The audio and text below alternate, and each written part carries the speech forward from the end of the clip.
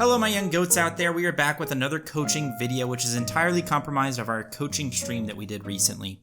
Now lots of times on my stream, when we reach certain goals or milestones, I'll do a coaching stream like this one and many before it, where I ask my viewers to send in gameplay specifically of solo lane, and I can, coach them, teach them, educate the masses in front of everybody, in front of a live audience.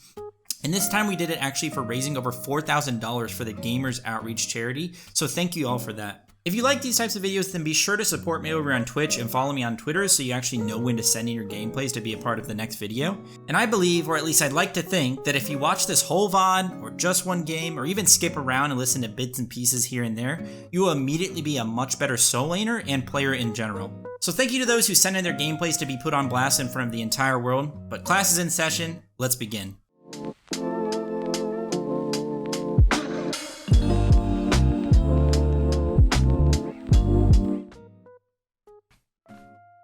All right, I'm back. Sorry guys, had to grab my sunglasses.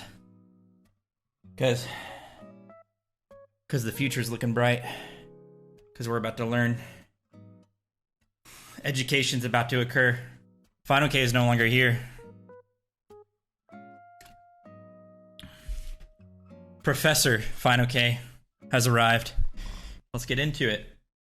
Shan't we? So we got King Arthur using the... Alright, going Bluestone. Deciding between whether or not to go Tier 1 Sovereignty. In my opinion, you should basically never go Tier 1 Sovereignty. You don't know what you're against in lane. You're probably thinking you're against Achilles, but you don't really know. It could be Hades, and then if you have Tier 1 Sov against Hades, you're gonna have a bad time. But furthermore, you just want to have a bunch of pots on Arthur, and you want to have the Chalice, so just go Chalice and a bunch of HP pots, or multi-pots if you prefer that, but I'd probably just go Chalice and 3 health pots. That's what I would normally do. True, Ma. Starting off the bat, whenever you're playing Arthur, when you pull your blue, make sure you're hitting the big guy. Hit it on the second auto, but you just want to make sure you start off on that, because if you do it correctly, you can auto the buff between each of your ones, and it will just die. Before you don't even have to auto it after, because you just one-shot it with both your ones. So, actually going to be up against a Thor, of all people. Did he just blink to clear the wave?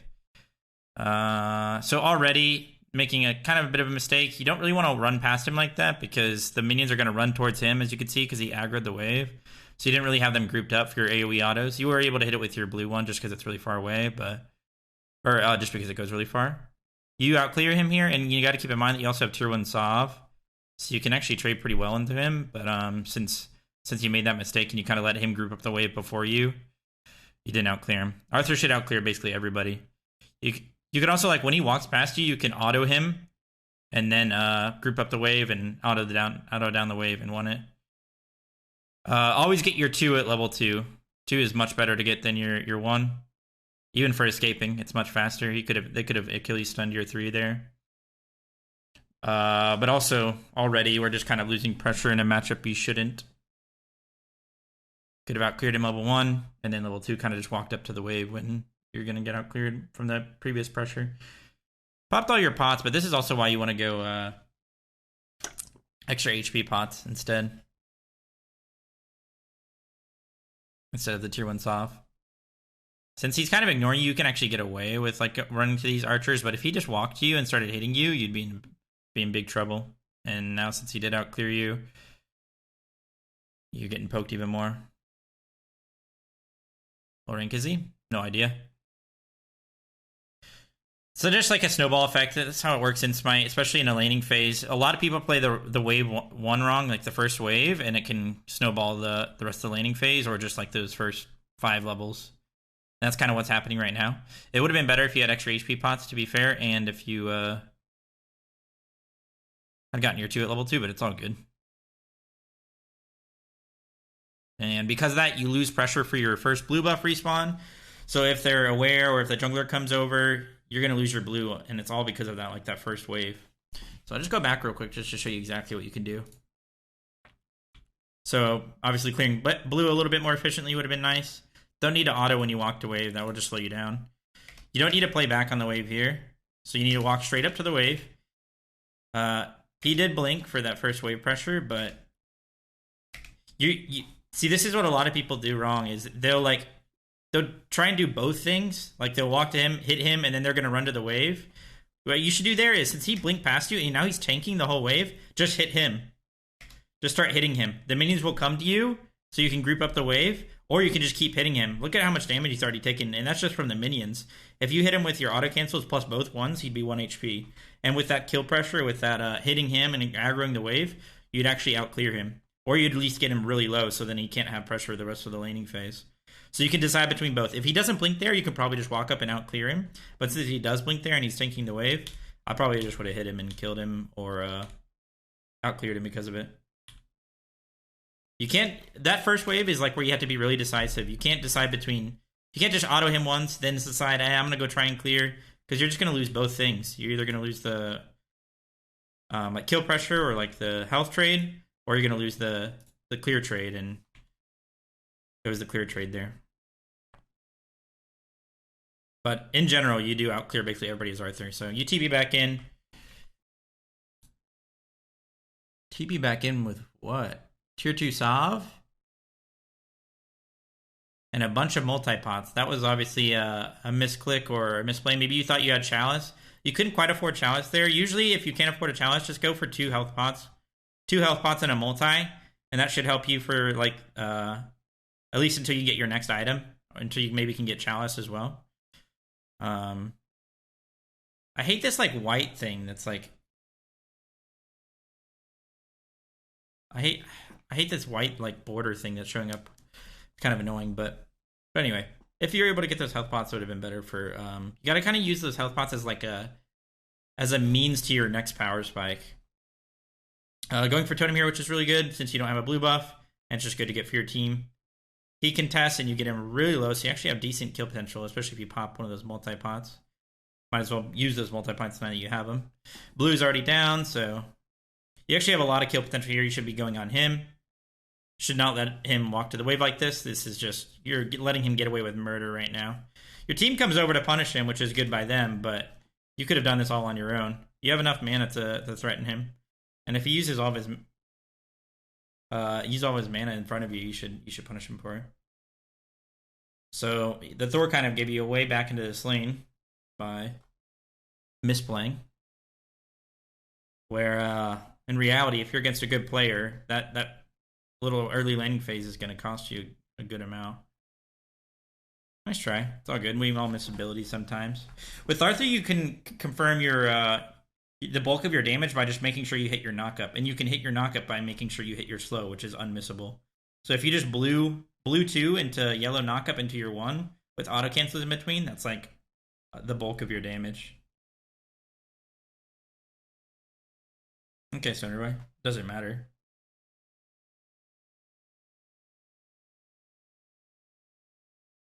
This is kind of a wasted time right now. It's always good to look for kills, but you come back in with full HP and your blue buff is up and your You need to make sure you're farming as well.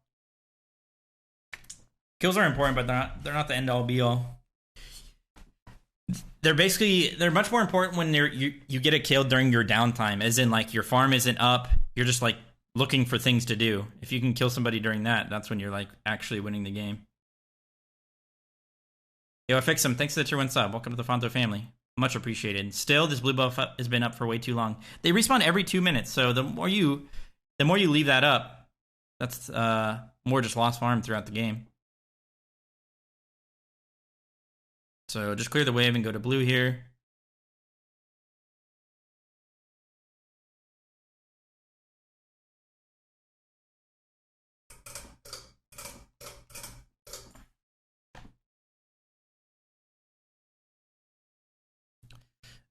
Whenever I'm clearing blue buff as Arthur, I just want to make sure I have my 1s up when it gets to about 600, 700 HP, because if they ever invade and try and steal it from you, if you use both your 1s, you'll kind of just one-shot it. Especially your blue one up close, it just kind of confirms most buffs.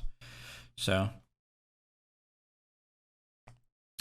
And if you just auto-cancel correctly, you can actually clear blue pretty easily here. Good job going on him. Definitely what you want to do if he's going to hammer in at low HP. Especially in a matchup you should win. Arthur wins a lot of matchups, and he especially wins, like, basically every matchup into any assassin, besides like maybe Kama.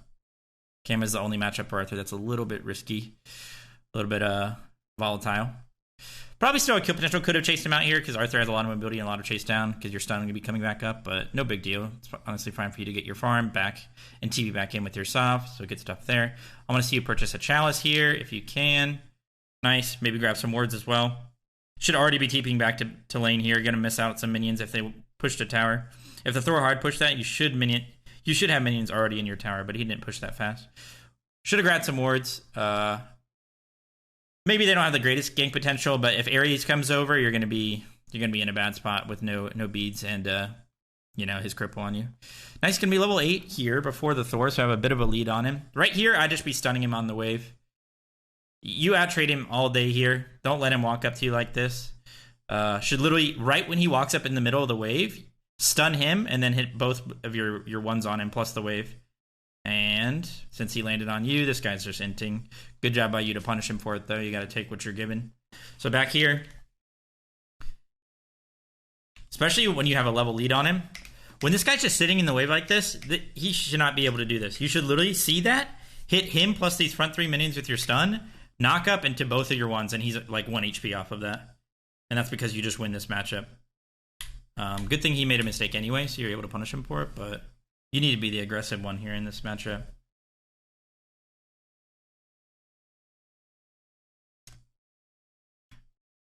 Should be pushing the wave here since he's dead. You want to push that wave under tower.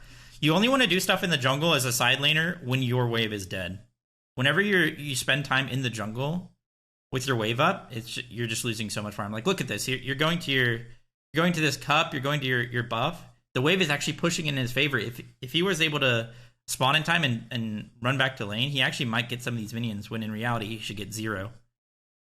Kills are important, but if you don't like punish the farm off of the kills, it's not a big of a deal. So for example, he just got back to lane. He got, I think, 3 or 4 minions than he should have.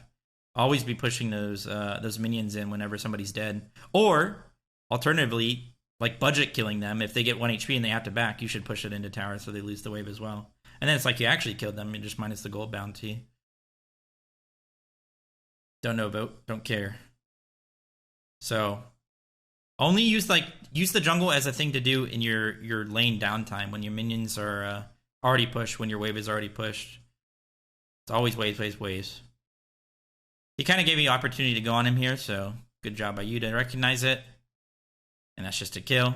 And this is just the Thor has to play this lane so much better than you do. It's so easy for you to just win this and punish him. So far so good, but definitely should be more aggressive on him. And totem is very important, but like I said, only do that when your wave's already pushed. The only time you want your wave to hold in the middle of the lane is when they're low and you want them to play up. So you're just kind of like doing the totem and soaking the wave, killing itself, like, getting the XP for that. Good job by you. You have a bit of a lead now. As long as you try and play off of your charge ult, you actually do have kill potential here. But I've noticed that you're pretty indecisive with what you're trying to do. You should just try and choose one thing or the other. When you see this guy, with you, knowing that you have sovereignty and you have a bit of a lead now on this Thor, you should just recognize I actually have kill potential here as long as I play off my charge ult. Would not be threeing here right off the bat. You need to be using your knock up and your ones so that you can actually threaten him. Because he can just stun out your 3 and then you're going to be feeling pretty bad because your escape's gone. So kind of just always want to knock up into blue 1 plus auto cancels. Good job recognizing that Thor ult was coming in. This Achilles doesn't have ult, so you'd already be dead if he had it. Nice job charge ulting out. I think at that point I'm probably just going to ult one of them. Because your Lancelot has kill potential. I think you probably do survive. Yeah, you end up surviving, which is good, but that was me. I'm probably just hitting one of them with my charge ult. Because you got to think about your charge ult as like a immunity as well. Just buys you a bunch of time and does a decent amount of damage, so. I'm probably TPing back to lane here. Even though the Thor is dead and you don't necessarily need to, it's just always good to like use that TP as a way to farm and get really far ahead. So if you TP back in, you could have shoved a wave under tower, made the Thor lose that, and then run to your blue buff.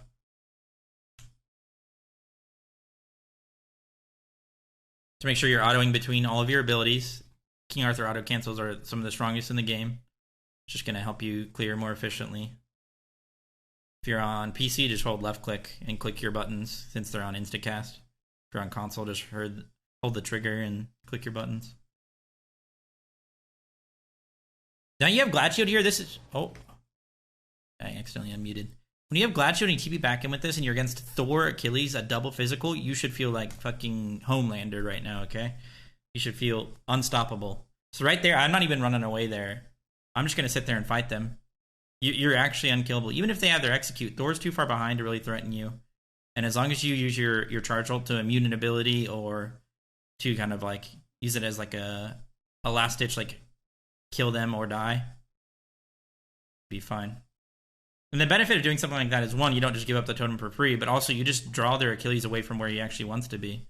He does not want to be fighting you. You could just literally waste his time, jerk him off till the end of time. Thor, once again, with a deficit, just kind of playing too aggressive in your face, should just be punishing him, stun him. You can also chase him out and then charge ult him. The thing is, he could just hammer away. So right there, I'm probably, after he hammers in your face, you just stun him and go on him.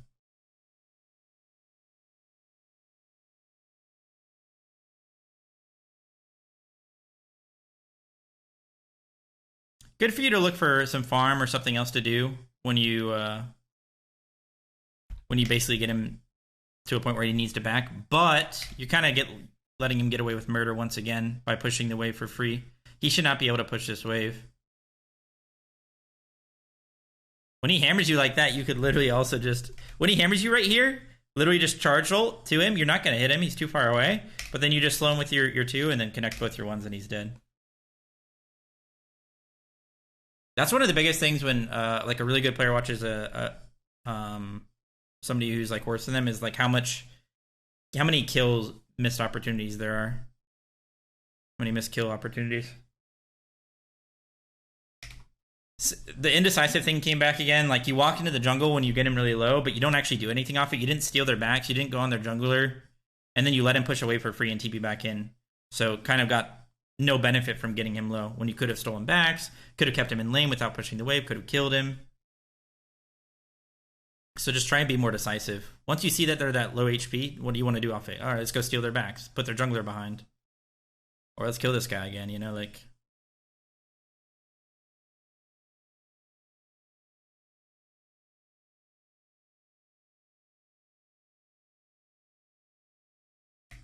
Once again, he's really low, and you're getting totem off of it, but there's bigger wins to be had on the map. You could invade that blue if you got a ward on it earlier in the game, or just kind of recognize that it was back up because he didn't have it on him. Then you could have invaded that. So you're letting him get away with a lot here that he shouldn't be able to in a losing matchup. Once again, kind of letting him clear the wave. You could dive this all day. You're going to be way too tanky to that tower. You saw him hammer in front of you. Just need to be more aggressive. Good for you to shove the wave under tower, though. That's for sure. Just make sure you hit the whole wave with your abilities. Once again, if you did this efficiently, when you could have invaded his blue, forced him off of it when he was really low, and then run back down to your blue after you had cleared the wave, gotten that. But now you don't get either blue for a while, and it's just a lot of misfarm on the map.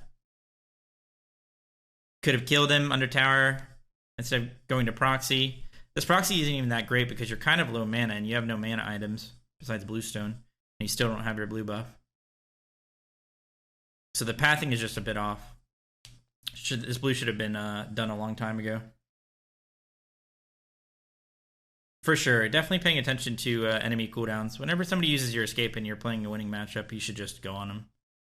Once again, totem is good, but it's a thing you do when other things are down, when your farm is down, when your wave is dead, when your blue buff is completed. So, I'd say with the downtime between blue buffs and everything like that, we've probably missed out on, like, honestly, like a level and a half. About a level and a half of farm from just not being on time with blue buffs, which is a pretty big deal. Yeah, White Lightning, thanks for the 10 months in a row. Welcome back to the Fonzo family. Much appreciated. It's a really simple formula as a side laner Just prioritize waves. You should go blink here. Doesn't matter if they have an Ares. You should always go blink on R3 and just make sure you use your charge ult effectively in a fight. I don't like Thorns in general. Thorns are just really bad right now, but it's not even great against their team comp. Maybe if they had like double ADC, you could somehow justify it, but definitely not worth picking up Thorns. And also just taking a lot of time to buy. It's okay to think, but there's certain characters where you don't have to think when you go back to base. The build is set in stone on Arthur, unless they have a really weird team comp. Just go Manticore Spikes into Magical Defense, TP back into lane while you purchase your Blink, and the better you get at that, the more efficient you're going to be. You could also go Beads. Like I said, I would rather go Blink every game on Arthur, but if you're more comfortable going Beads into like an Ares, that's fine. All good, just go Beads, but make sure you're just like getting back to lane as soon as possible. This blue buff has now been up for about 2 minutes, and they could have easily invaded it when they're losing the game, which is not something you want to happen. It's all good. It's all fine if people are invading when they're winning, but nice job for you to secure that. You could have secured it a little bit earlier. Probably not going to want to use your charge ult like this. The Ares being at your blue buff is obviously pretty weird, and if other people are going to be ganking, you need to make sure you save your CC immunity for like a big, like an Ares ult, or for them diving you. Now that the Thor hammered in and you see that they're fighting in mid, you should 100% go on this guy, especially with your teammate coming over. Just constantly looking at the map, especially when people come to gank your lane. If they don't have a lot of kill potential on you, just look at the map. What's going on the map? Is something weird? Where are they? Oh, their Achilles is in mid. Their jungler is in mid. Why is this Ares here? We can kind of go on this guy now. They have no kill potential. Stuff like that. Kind of use the map as your advantage. It's hard to like look at the map when you're playing in the middle of the game, but it's a lot easier when you do it like during downtime. Like right there, the Ares, he's not doing anything to you. You could just do a quick glance at the map. Who's here? Oh, Achilles isn't here. Make a decision based on that.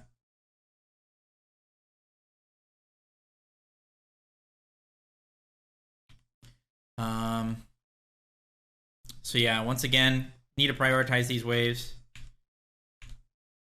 Just look at the map. As a side laner, this applies to ADC as well, and even mid lane.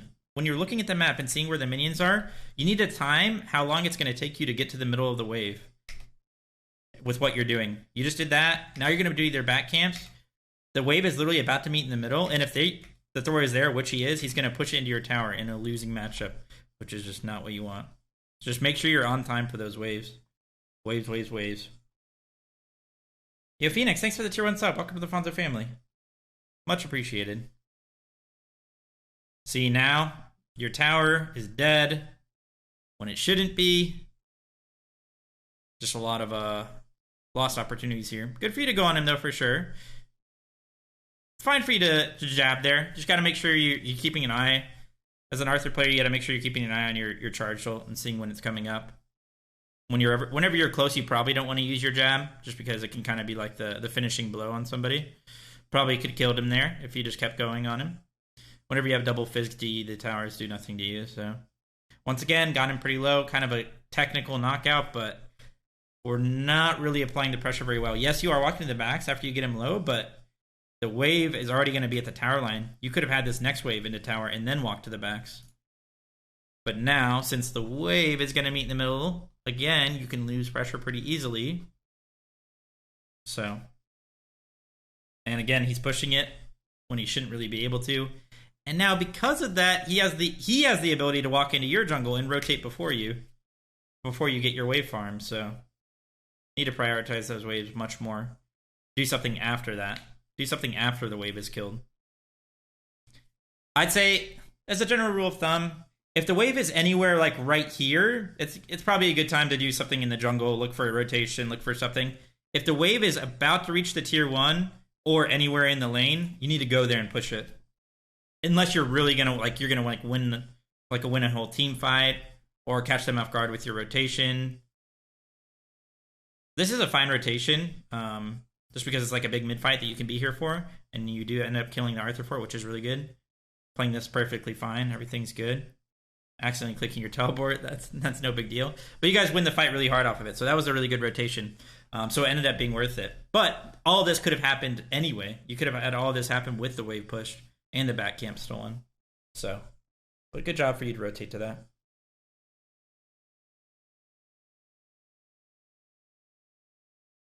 In general, you want to rotate to a fight with your charge up. It's a little bit awkward when you don't have your charge, so just real quick. This right here, don't need to use your jab here. Switch to your yellow stance, click your blue 2 on him, and then knock him up with your yellow. Arthur's best ability, no troll, is his yellow knockup. So don't need to waste our charge there, especially if we're feeling like a fight's about to happen. We want to make sure we have our charge ult for the fight, just in case, you know, Ares ult or anything crazy. So like right here, if we didn't use our jab, we'd have our charge ult, and then instead of getting pulled by this Ares ult and possibly threatening you, could have just taken an important target into the air and been in the air and immune to Ares ult. And that's like an instant win to a fight. So otherwise, it's fine.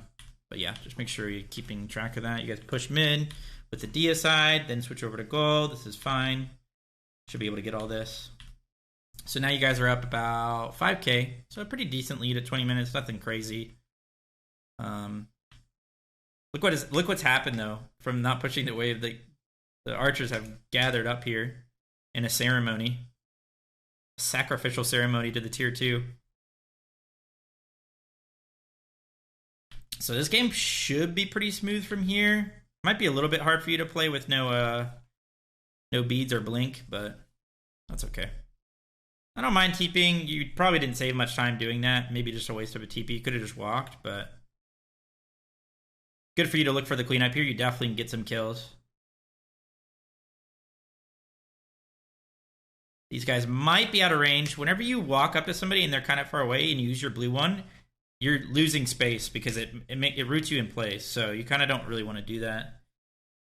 Kind of want to get in range first and connect your CCs, then use your blue one. So end up not nice. We ended up killing the Hades because he inted, but ooh, nice. That was really close. I was about to say nice try, but I mean it's fine for you to chase out there. Kind of forcing them all back to base at least. Buy time for your Ishtar to rotate. But yeah, nice job.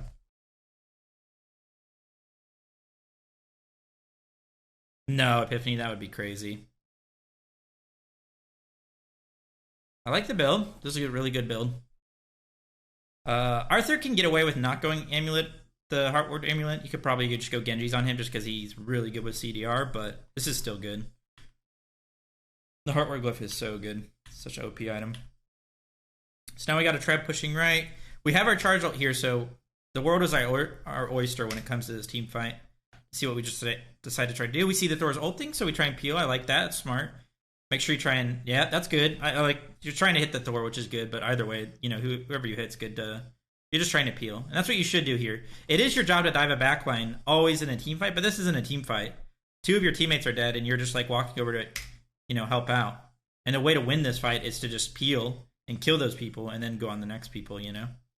So, actually doing a really good job here. End up killing that guy. Can definitely kill this guy as well. Just stay on him all day. Nice auto cancels. Good job. You don't need to be impatient on your stun here. Your charge ult's about to come up. Make sure I said it earlier. Make sure you're always looking at this throughout a team fight. Just kind of glance over it. Just do a quick look at it. So instead of being impatient and jabbing into his dash and missing, you just have your charge ult here and he'd just be dead every time. You ended up killing him anyway, but that was because of Ishtar. Just be careful with those mechanics. Just always look at your passive.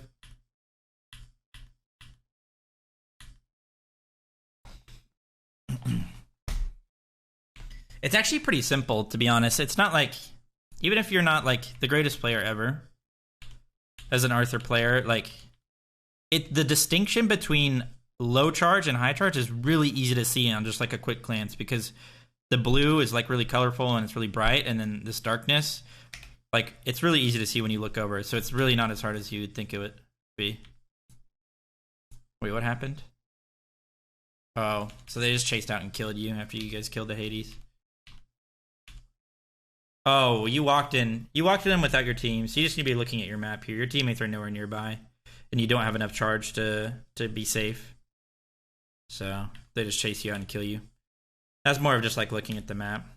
which is not good to do, obviously, because they can maybe pull fire here since their ADC's nearby, but now you should be unstoppable because you got your Bluestone Brooch, which is a huge power spike. Walk out of base. Could always upgrade your TP and TP in, but you didn't have enough gold for it, so. Smart to go for gold here since they have 3 dead and they can't really threaten fire, so that's fine. You can do that and use that Oni Wave Pressure to go do fire. Remember that as Arthur or any character with Bluestone Bridge, you actually do decent damage to the fire when it's full HP.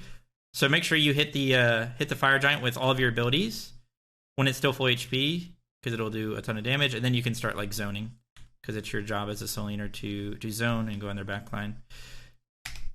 Probably a little late in the game to be doing bat camps while your team is fighting in mid, so just kind of look at the map, see what's happening, and then make a decision based off it. Oh, they're fighting in mid, should probably not be doing these bat camps. Fine for you to get your charge, but you'll get your full charge ult in like no time. That's also something to be wary of. This is really easy to do because you're not fighting right now. When you're rotating to a team fight or walking into a fight, just look at your charge, and if it's really close, do not stun when you walk into the fight, unless like people are low HP and it's just going to guarantee win the fight. Just kind of use that beginning of the fight to get a little bit of charge. Walk up. Remember, it's you getting hit or you hitting someone else for you to get charged, so it's really easy to just get that instantly. Preventing the split push here is fine, especially when you have TP up. You can always just back and TP to the fire giant. But all this farming that you've been doing is a little too late for. I would have liked to have seen this earlier in the game. Seems like maybe the timetables are a little messed up. You should be at this fight, helping your team again. Oracle's 30 minutes in a game are pointless. Especially when you already have your Bluestone Brooch. There's certain characters that you're farming up for a certain item, and Bluestone Brooch is that item for Arthur. You're unstoppable once you get that, so. But now that you actually are at the team fight, would you look at that? You're owning everyone. Just clicking your buttons on them and killing them, which is exactly what should happen. And you guys have a decent lead. So, and that's the game. So yeah, I'd say for this game, it was Wasabi. Who was it? Was it Exploding? No. Was it Dawson? Yeah, it was Dawson. So yeah, Dawson, I'd say be more decisive when you're in a winning matchup, and a lot of times it's pretty cut and dry if you're in a winning matchup. Like, for example, Arthur wins a lot of matchups, so just make sure you're being more aggressive. Try and actually make sure you prioritize your waves, and then go to farm, and then go to rotate, or then go on the jungler. Like I said, if the wave is somewhere like over here, like near the Phoenix or behind the tier 2, that's fine to look for something, but when it's getting more closer to the lane, make sure you get that push and then do the thing that you need to do.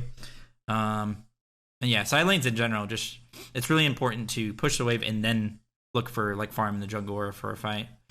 Yeah, just keeping an eye on your charge ult and when you're going to get that. Probably the biggest things. But that first wave is like crucial to the rest of the laning phase, so make sure you play that correctly. And sometimes you have to be reactive, and that's fine. If he tries to go past you and blink past you and clear the wave, just go on him. You'll one-shot him. As a general rule of thumb, if they're tanking the minions and they're not playing like Osiris with a ton of sustain, or like a character that's super tanky early, if they're tanking the minions, you should hit them. If they're trying to ignore you and walk past you, literally just walk up and hit them, unless you're playing like a character that does no damage, but you are playing a character that does damage, so that's a good general rule of thumb to follow. If they're not trying to walk past you and tank the wave, then you should try and outclear them and focus wave clear. And yeah. So thanks for sending that in. We'll wait to do loyals. Let's try Kama versus Neja, and we have Kakolin game. Let's do the Kama versus Neja game. This is a rank game. So we first pick Kama, which is fine. Kama's kind of going to be good in every single matchup, every single game. Just got to be careful of anti-heal characters. Like, they could play like Osiris or Cerberus into you with a Tainted Steel, and that will make you struggle a little bit. But for the most part, Kama's pretty safe. It's pretty standard, good in most lanes. Yo, Bob Marley, thanks for the 4 months in a row. Welcome back to the Fonto family. Thank you. Starting off with Axe, Tier 1 Transcendence, which is good. I think that's the meta start. I'd prefer to go 4 health, 1 multi. That 1 multi is just kind of like a little safety net that you can use to like tank a wave. or have like that double pot going. Like let's say you have like a really close fight at level 2, level 3, use that health pot and that multi-pot to give you a little bit more regen to maybe be like a trump card in a fight, but it's all good. Just recognizing that you don't have the multi-pot. Just make sure you play around that. Yeah, definitely get your 1 at level 1 as Kama. I see some people get their 2. I think that's bad. Yes, you could start stacking your passive, but it's not really that big of a deal. It's much better to have your 1 so you can get that physical power back. Plus, there's just much better poke. And it's better clear if they don't body block it. But it's still better clear anyway, because you hit them with it, you catch your echo, and then just group up the wave with your autos. So. Yeah, Thor should definitely have died more in that last game, for sure. So right here, just start auto trading with him.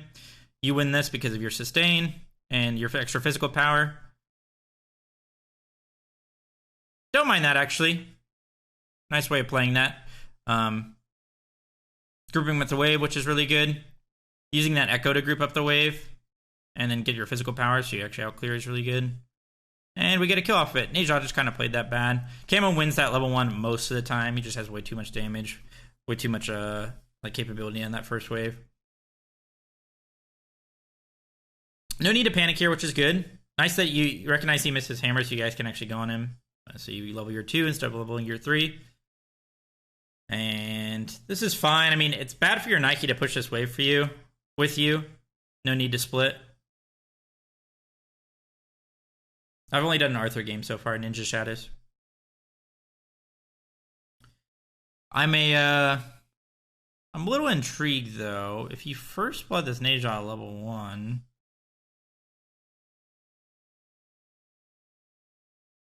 Like, is this going to be a good game to go off of? So far, so good, I guess. Look like you're lagging. Oh, yeah, you're actually lagging. If you hit that too, he's probably dead. And then you just tank the minions so you get pretty low off of it. Yeah, Sneak, thanks for the 4 months in a row. Welcome back to the Fonzo family. I appreciate that. Ended up not going TP this game. Kind of afraid, I guess, of Neja. They have a decent amount of CC, Neja, Thor. It's fine for you to go beads. I'd still probably go TP. I'm not really threatened by it, that much by it. Just make sure you're auto-canceling in between here. You end up killing him anyway, but...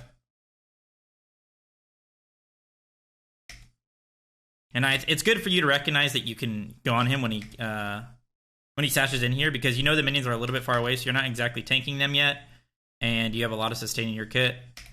So if you're just making sure you're connecting these autos between your abilities, this is pretty free. I mean, you kill him anyway, though.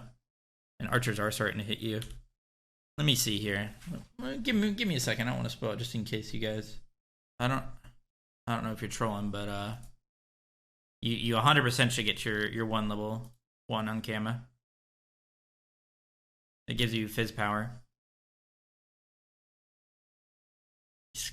Okay. Well, you'd be... That's what I'm trying to say. You'd be skill diffing them anyway if you got your 1. It has nothing to do with skill. The 1's just better to get. And you hit 5 here, so you're kind of not in any threat. And he's not level 5, so... Cam is just one of these characters you can just hold W key on pretty easily, and you just have so much sustain. Nice try there. I like the little flick around the minions. Definitely something you should be going for. You are kind of just lagging, so that's not helping. So right here, this is a play that you see like high-level players make a lot. Like the only thing Neja can do here is ult you. So it is very, very easy, especially when you're trying to get this kill and you're really close to getting it. Since the only play he can make is to ult you, you should just beads. As in, like, use this beads as a way to connect a couple more autos and then go into the air and then kill him.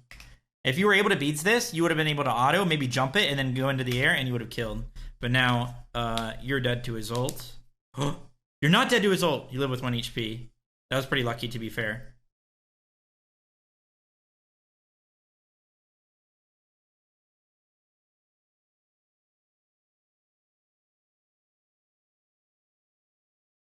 You do the same thing, but much easier if you get the 1, though. Boulder. So it's not even that you're exactly predicting his ult there with your beads. It's that the only play he can make requires him to CC you. So if you just buy yourself 2 more seconds of autos, you're going to kill him every single time, if that makes sense. You're not even like, oh, I'm going to predict his ult here. It's more like, I'm just going to buy myself 2 more seconds of autos, and that'll be a kill. Yeah, well, I don't know. You know what I mean, Ma? Camitude does more damage, but you realize how much 15 physical power does? Every single auto. Just, if you connect 2 autos, maybe even 1 auto with that power that you get from Echo, that's instantly more damage than 2, and you're going to connect a lot more than 1 auto. But anyway, let's drop it. Do what you want, but you're wrong. It's all good. This is something like a Cam exclusive where he can just stay at like really low HPs. Because like, say you get a kill here. Both these guys are really low, to be fair, so you're kind of not really in that threat. But like, Kama is really good at this, where if he gets like a single kill at these early game fights, he could just sit on his pool and get his mana and health back, and then you're just chilling. Not only that, but you could just auto something down and you'll get a health back. But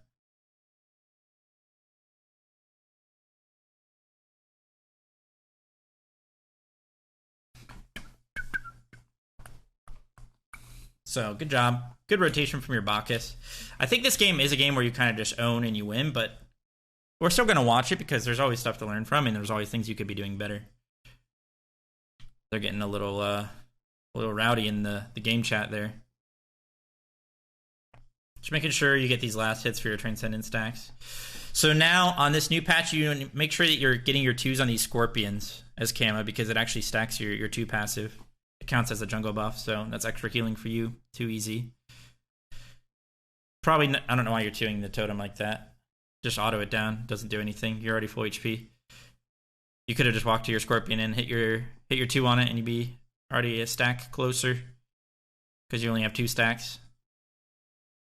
Hold that W key as Kama. It's really that simple. I think you may miss a lot of abilities this game because you're on 150 ping.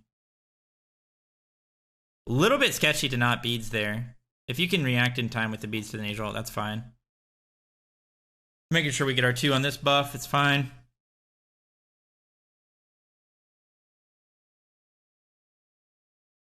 I think he thinks he's going to get Kama passive with his 2 on Totem. That's what I'm thinking as well. That's why he 2'd it like that, but maybe not. So during this downtime, we don't have a wave quite yet. We could walk up to the tower line and push it that way, and I'd probably just go do the Scorpion real quick. Characters like Kama that like go these like early damage items like Transcendence and stuff like that, they're really good at just hyper farming and doing the Scorpions during downtime because they just one-shot it. Now, if you're playing something like Sobek and you walk over to that Scorpion, it's going to take you forever, but one, you can get your passive just refresh, and you can just get that Scorpion on cooldown. And that Scorpion actually is really good XP and gold to do throughout the game. So kind of use this pool as a like an extra life, just kind of like trade really like, I don't know, ridiculously into him, just go crazy, and then just use that health pool as a way to get back to full. Kind of almost like a TP, if you will. We do have the Afro rotation. Still, that Scorpion has been up for a while. It's definitely not something you want to see when you're playing a character like Kama. Your jungler's going to go ahead and do it, but that could have just given you like an extra like lead into this lane. Fine for you to do Totem now. Don't want to let him walk up to the wave. This is really good by you, and I guess your Nike. Whenever you have pressure like this and they're already poked, don't let them just clear wave for free. Nice try by you guys. Fine for him to, ult out. You guys forced it.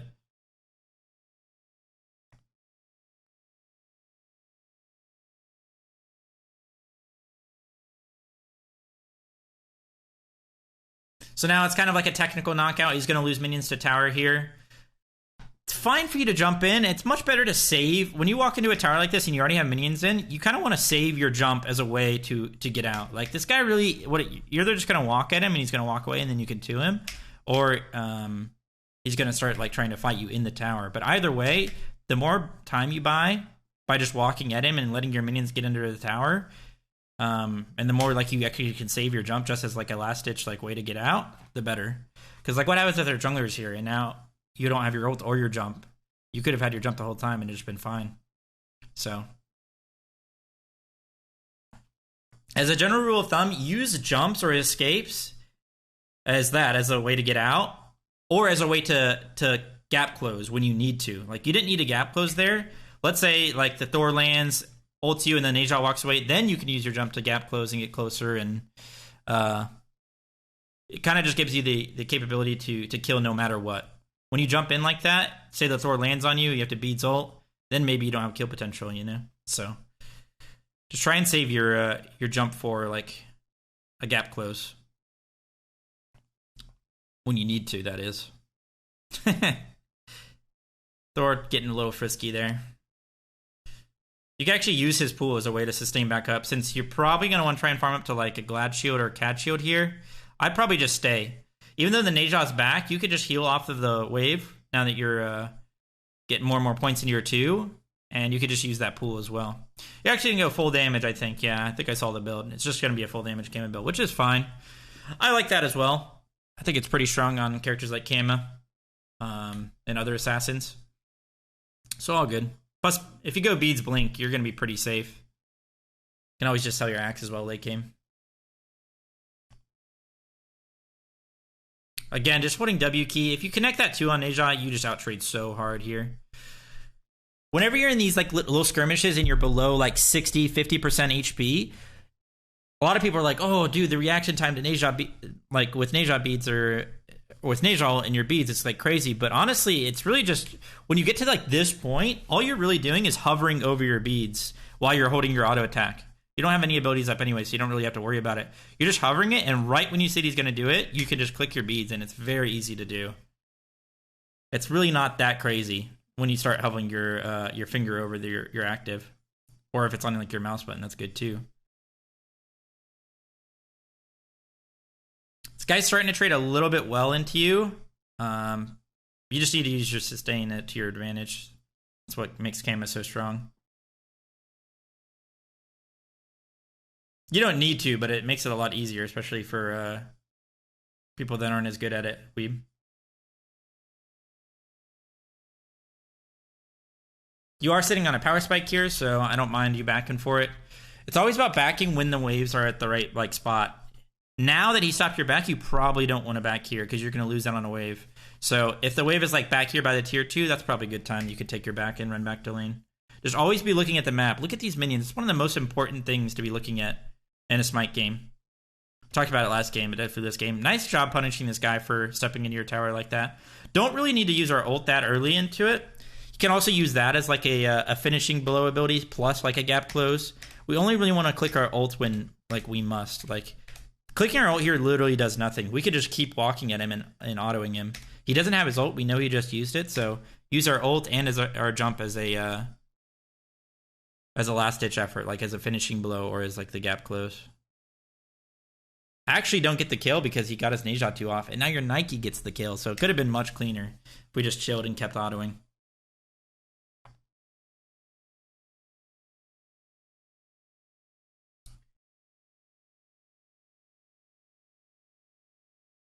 Yeah, and this guy's on 150 ping, so hovering his beads would be very good for him to do. So we're at least keeping our 2 stacks, so that's good. Got on our blue, could do it on the Scorpion as well. Scorpion's still been up for a while. Yes, the wave is already in the middle, so you want to clear that first, but Kama is like a cheat code where you could just one-shot the Scorpion and walk the lane and still not miss any minions. Like, you wouldn't have missed a minion here if you did the Scorpion real fast. But in general, you should push the wave and then do that. And because the Neja was dead, you want to push the wave into tower. But again, that Scorpion's been up just a little bit too long. Fine for you to get your power spike. Should definitely get Blink here. Nice. Blink is Blink on most assassins is really good, but definitely want to get it on Kama. Especially when you're going a full damage build. You want to make sure you get your full kit off and then go into the air. When you blink into a fight, can kind of just one-shot somebody. The Neja's actually going the same build, so this is a pretty volatile lane. He's actually not going the same build because he's going Glad Shield, but he does have Axe Transcendence, so you guys have a lot of kill potential on each other early game. When you have Axe Transcendence, you're just both pretty squishy. Lots of damage being done, especially with those Axe trades. So that Scorpion has been up for so long, you haven't done it yet, and their Neja, who's behind, is actually able to steal it from you. He's going to get punished for it. Unfortunately, you missed your abilities. All good. It happens. Can't really coach that. Just takes more time and less lag, I guess. Good for you to ping. I actually like that. That's a lesser like talked about thing, especially when people ask for advice on like how to carry and stuff like that. Kind of direct your teammates around, especially when you get a lead. Sometimes they're not going to listen, and sometimes they're going to be like douchebags and stuff. But like you can't control them. You can only control, you. So when you ping and like call for stuff, just keep doing it. Even if they don't listen, people will listen and it'll make you better, and then you end up getting leads off it. So good job for you guys to punish that Neja who ulted out from before. You can kind of just use your sustain and your pools here to just constantly fight this. Got a little bit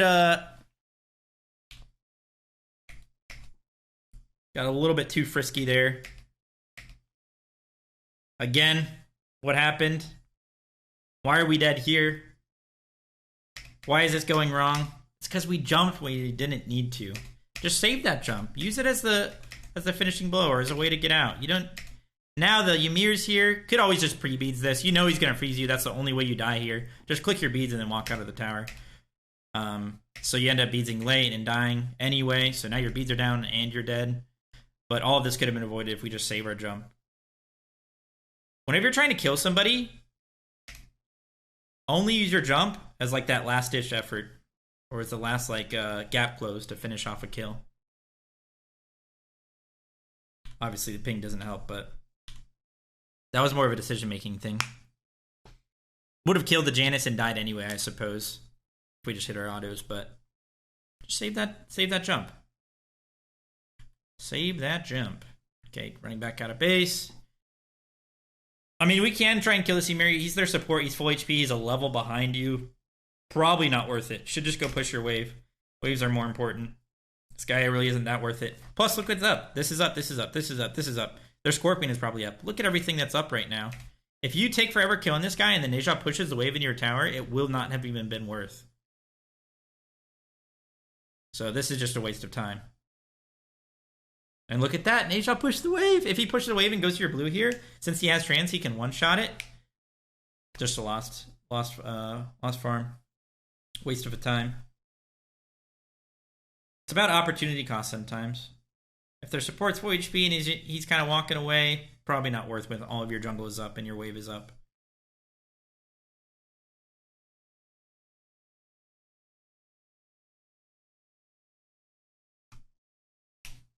I like threatening the blue here. He probably one-shots it. A lot of like your decision making is based off of what their build is and how you like know the matchup. Like if it's a Sobek going to that blue buff, it's going to take him like 15 seconds to even clear it. But knowing that it's a Neja and he has Transcendence, you're not going to get there in time. So kind of just pointless. Might as well just push the wave and then look into the jungle. The Scorpion once again is up. Auto that thing to it, one it, auto it, and it's dead. And then that's 44 gold. That's 44 gold and like a little bit of XP that you can use. Neja just ults away from you. He's probably ulting to try and peel for his guy, but he's just dead. If you hit your 2 and just auto him, he's just dead. Might be dead anyway because of the Afro damage in your autos. Nice. But again, this all could have been done plus your wave pushed. That Neja would have gotten punished for rotating by losing a wave to tower because you pushed it, and you would have killed him. Because look, just small thing. It literally takes you 3 seconds to clear this wave. You walk up right here, one it, auto it, and then walk into the jungle and follow this Neja to the Night Key.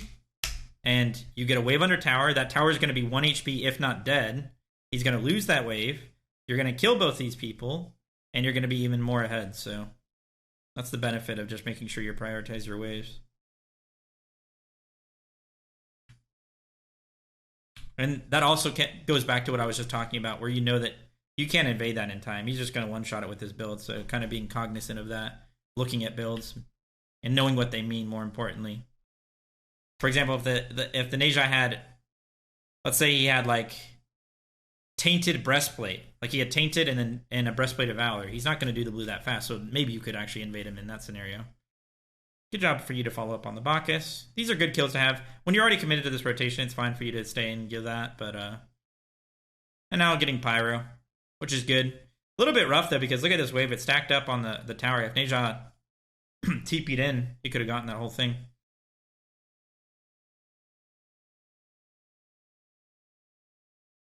Yeah, I almost got disabled Enigma because she's bugged. They reverted the beats change, and you couldn't beat her ult, so... Yeah, after getting Pyro, pushing the wave into tower, good. Neja's going to lose a lot of it. Just going a full damage build, like I said. Cam is one of the characters you could probably do that on in solo. Especially when you have a Nike jungle. That's kind of another frontliner who can initiate, tank things up. especially if he goes a bruiser build. Not the greatest pathing here. Probably can just walk through lane and get to our wave, then do the wave, then do our blue, just so we don't lose a wave to tower. Especially when the Neja's behind, because you could also just hit him. Kind of prevent him from being proactive. Fine for you to one-shot it, though. But there you go. You one-shot the blue and are already over to your wave, but you could have been doing that on Scorps and other buffs this entire time. Probably better to just clear this wave and then start going on him. Don't really want to lose those minions to tower for no reason. Good poke, though, for sure. Getting a Discord message.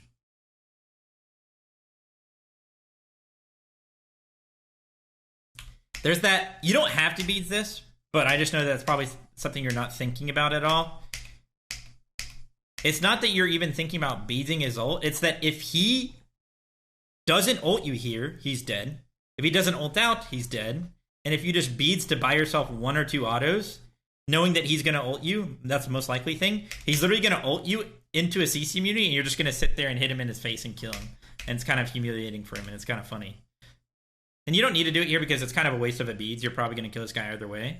But I just know it's not something you're thinking about, probably. So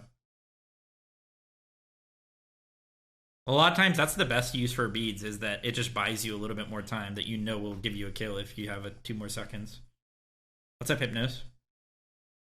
Nice use of the beads there. You actually, there's like a small play that you can make against a Janus is beadsing at the end of their portal, because if you beat towards the end, they don't think you're actually gonna beads it. Like they think that the whole portal is gonna go off. So if you do it right at the end, they're about to land, you can start autoing them right away. Although probably didn't do the best job of actually staying inside of our pool there for the healing. No big deal though. So pretty smooth. You guys actually would be more ahead. Like, I don't even think you specifically are that far ahead. You're 4 levels up, but I bet you could be like, with efficient farming and with like pushing waves correctly and stuff like that, I bet you could be like 1.5k more ahead in gold. I don't even know how much gold ahead you are, but I'm just from watching the game and realizing the farm and stuff you could be doing, you could probably be up that much. It's fine for you to do scorpions like this. Other characters wouldn't be able to when you're full tank, but since you're a full damage Gamma, pretty easy. Fine for you to get the backs and stuff on cooldown. Now this is efficient farming, making sure we catch our wave, especially because we're about to reach our Heartseeker. It's all about farming for the power spikes, especially. So, looking at the map here while we're clearing this wave, since you don't have to watch the minions while you clear them. Look at the map. Where are the next minions? Okay, they're already at the tier 1. Should probably clear that and then back. Nice job to recognize that. It's so important to look at your map. Probably the most important thing in Smite. Especially once you get the, let's say, like, instinctual things down, like clearing a wave or like trading when it's pretty simple. Like, if you're 1v1ing somebody and it's a really simple, like, matchup where you're just, like, kind of, like, hitting each other, hitting your autos, don't even really have to think, you can always look at the map and see where their jungler is, or see where their people are, or see what the next step is, what decision you need to make. When you're walking over this Charybdis, it's fine for you to want to go on her, but again, this is another thing. Instinctually, you're just walking at her, and that's fine. You don't even need to look at the screen. When you look at the map, you see that Thor is right behind you. Why not just turn and go on him? You know that he's going to go on you when you go on this Charybdis, right? So you kind of just wasted your blink, right? Didn't really get anything from it when you could just be on this Thor. And then once you force the Thor out, you can then go on the Charybdis because she's never going to get away. She's the one that's more out of position, you know? It's fine. Mechanics-wise, missed a lot of ability and stuff, but I think it's mostly due to lag, and that's no problem. Yes, Axe is 100% worth it on a damage build. Axe is very, very strong in the early to mid game, even late game before you upgrade it. 50 true damage every 10 seconds. 15 power as well. It's just a really good, efficient item. Nice for you to get that tower. You know it's low, but if he goes over and freezes you without your beads down, or without your beads up, you're going to be about less than half HP. No need to risk it, probably.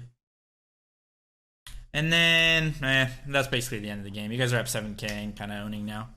So, honestly, Still a good gameplay, even though you kind of owned. We still could take a lot from this game, and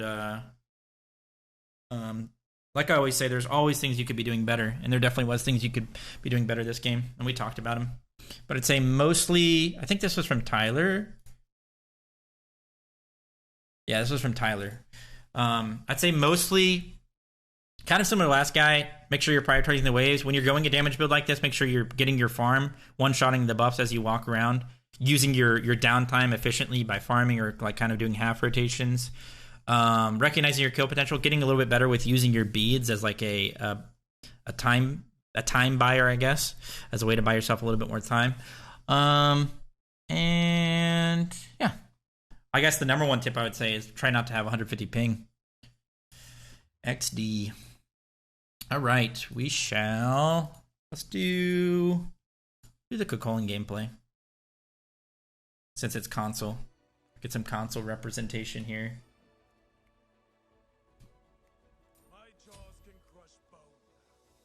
Yes, official. I think it is. Tainted's really strong on Shiba. You should go on him. You can still clear without Bluestone on Shiba. It's a 39-minute game. Buckle up. Blue for knowledge. All right, Ma.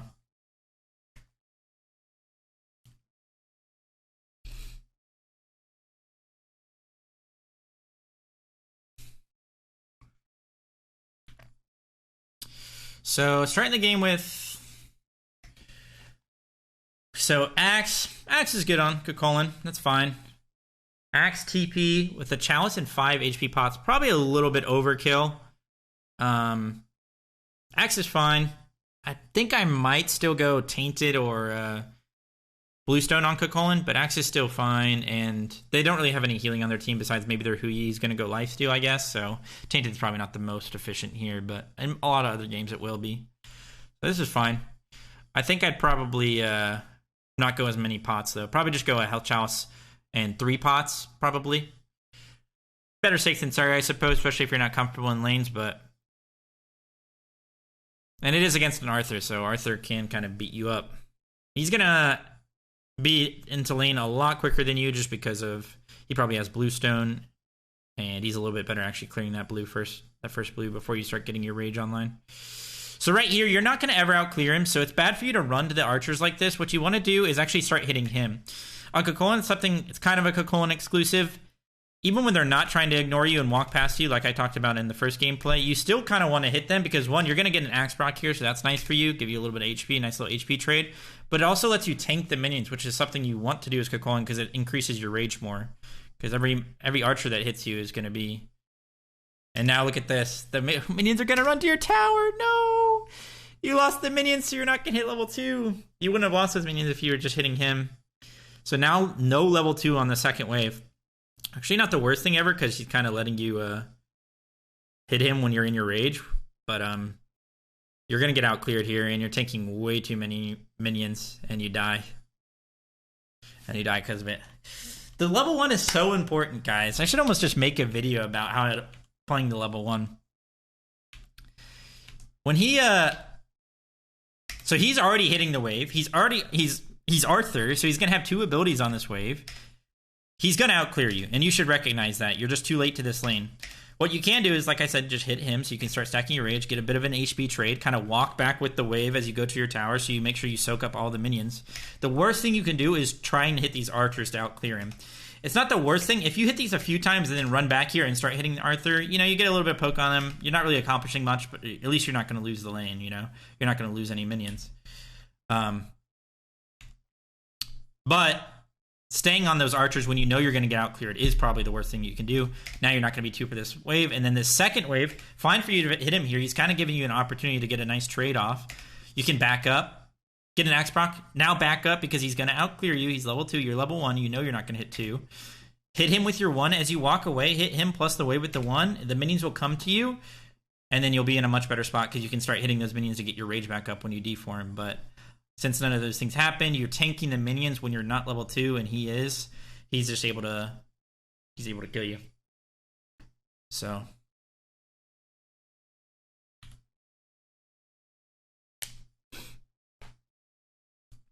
Like I said, Cuckoo exclusive, but there's other characters that can also do it. Just hit them. Hit them because it'll make you transform, and then you can just sit there and tank the whole wave with your transform and full clear it with your rage. Luke comes over, which is not great for you. You're already behind, and you're still not going to be level 3. He's about to hit 3 off these front 3 minions. There he goes. So you're going to be even more behind. You want to use your 3 as Kakolin in the lane as a way to avoid abilities. You don't want to jump into him like that. Then it just gives him a free way to start hitting you, and he'll just out-trade you because of it. Try and use that as like more of a avoiding abilities. I actually traded pretty decent into him just because we interrupted his 3 with our 3. Stunned it out.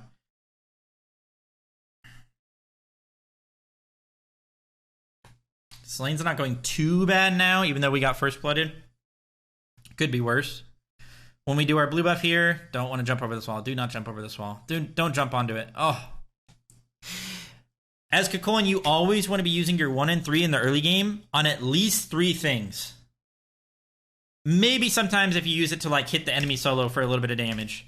But what we could have done on this blue is let the 2 phantom spawn, 1 it, let the next 2 phantom spawn, and then 3 it, and then we're already back to like full rage almost. Because you want to be transforming as often as possible as Kakolin early game. So don't be 3ing onto buffs like that. Don't be 3ing onto like 1 minion. Just make sure there's 3 minions or 2 minions plus an enemy god. Or 6 minions, it doesn't matter. It's just a minimum 3. Yeah, also don't use pots before your chalice. You meant, Honkler, you said using chalice before pots is no-go? I think you meant to say using pots before chalice is a no-go. You want to make sure you're using your chalice before your HP pots. That's actually something I haven't talked about, but yeah, you want to use your chalice first because you can sell your HP pots for gold. 33 gold per pot. So if you end up not using these and you want to get some wards, you can sell these, and if you have 4 and you sell 4 of them, what is that? 120 something gold? And you spent what? 200 gold on them? That's pretty good. That's a pretty good return, right? So you want to use your chalice because you get that back for free. You're gonna be refreshing that all game for free, so use those first. That's actually a good note that I haven't really ever talked about, but it is very true. You should make sure using your chalice before your HP pots. Some people do it the other way around. I've seen pro players do that actually. So, just saying. So like I said, this lane actually isn't going too bad. TP's coming up in 15. Actually, pretty bad for this guy to use his ult like that on you. Nice job using your jump to get away. Small thing, but it has to be said. Look at your rage. You're at 57. If you had cleared the blue buff correctly with using your 1s and your 3s, you'd be transforming on this guy right now after you ult him. You'd already be transformed in this Thor dunking on you. He'd be dunking into an enraged Kakolin, and you'd be much stronger. You could have used your 1-3 here on them. Also, you maybe can kill the Arthur here if you 1-3 him and jump over this hammer. If you jump over the return of that hammer and 1 him, you'd probably get him to 1 HP and could probably kill. At least you're able to live, but just saying, if we did our things correctly, we'd already have been transformed here. Okay, they straight up just inted trying to kill you, and they get punished for it by your Willix. So you are getting a bit of a get out of jail free card here from your Willix. You could have been kind of more independent this game already if you just played done things a little bit better. Yeah, no health pot the whole time as well. Definitely should have a health pot going there. Some people overpop their pots, which is bad. You don't want to just have like 100 seconds of pots going just because you're like in a fight and you're like really scared. So that's something you'll get better at, like recognizing how much HP you're going to take in these little fights. But also just like looking down and seeing how much time you have left on your pot going. If it's about to run out, just pop another pot if you're still fighting, you know. But make sure you do have a pot going if you are fighting. That can be the difference maker between living or dying. But to be fair, it is better to overpop your pots than underpop them, I guess. Definitely is better to do that. Because maybe you'll lose a bit of gold, maybe lose your chalice and you'll have to refresh that, but at least that could be the difference maker between you living and dying. I actually like what you're doing here. I don't know if you're intentionally doing it, but tanking the minions while you hit those front minions. Tanking the minions is always a good choice on Kakolin, just so you can stack your rage. Good job grouping up the wave. That was really well played by you. Just a small thing, but pushing him into the wave and then ulting the whole wave. I like that. Gives you a good amount of pressure. I tell everybody this number one tip. If you have AoE abilities, try and hit the enemy plus the wave with them. It just is a much more efficient. Don't like what you're doing here. It would have been fine if you hit your one, a nice little trade, but whenever you walk into a tower as Cthulhu when you're range for him, your animations are kind of long. So when you spend that time wanting like that and then you start tanking because you hit him with your rage, it's just a lot of tower damage that you could potentially take. So he is and no blue buff, so you're probably not that much threat.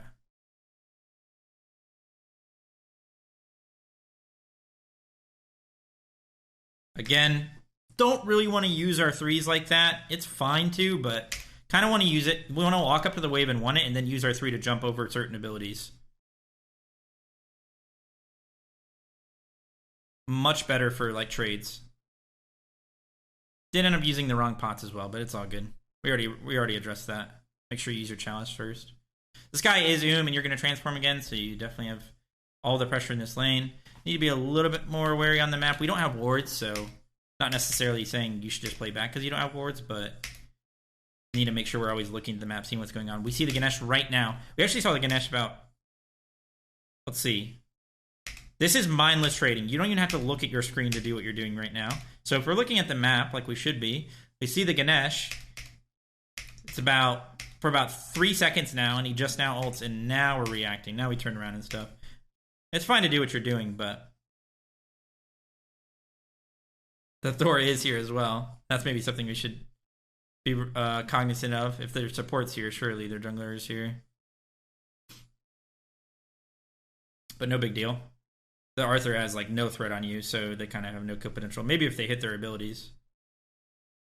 Your Willix, I'm not gonna lie. Your Willix is carrying this. That's fine. That's fine. But you need to be the one carrying this.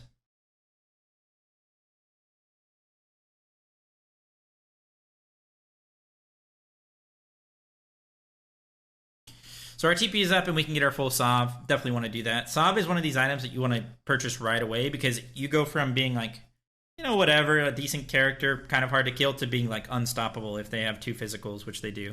They have a Arthur and a Thor. Nice. The first person to get wards today. And where do we place our wards? We always place our wards in the laning phase. You basically always want to place them here on each Sharpie, and it makes it really hard for you to gank, especially if you play towards the other side of the lane, the opposite side of the lane, where you can look into the jungle and react accordingly. But if you're playing pretty aggressive, or if you have a lead, you can ward their blue buff and ward like around here, so you get these aggressive options mostly, because you're not really ever, when you're really far ahead, you're not really ever going to be getting ganked from like down here, you know? You can, but when you have that lead, maybe you kind of want to play into it. Sometimes the best thing you can do with a lead as a soul laner is play into a gank to waste their time, or 1v2, and that can win you a game. Yupimori, thanks for the tier 1 sub. Welcome to the Fonzo family. Much appreciated. Nice. I like how you use your 3 on the wave plus him. It's definitely something we want to be doing, like I talked about. Also, do have the tier 1 Glad Shield as well, so we're really tanky here. This is one of those like lanes where we're just going to be hitting each other. Not a ton of kill potential unless somebody makes a big mistake. But since we have a lead over him, and we don't see his build, but we probably have like a tier 1 item over him. We should be out trading him. Kukulkan's actually pretty good in Arthur, all things considered as well. Now that our wave is pushed, and we're just like letting him clear, doing something like totem, stacking up our rage is good to do.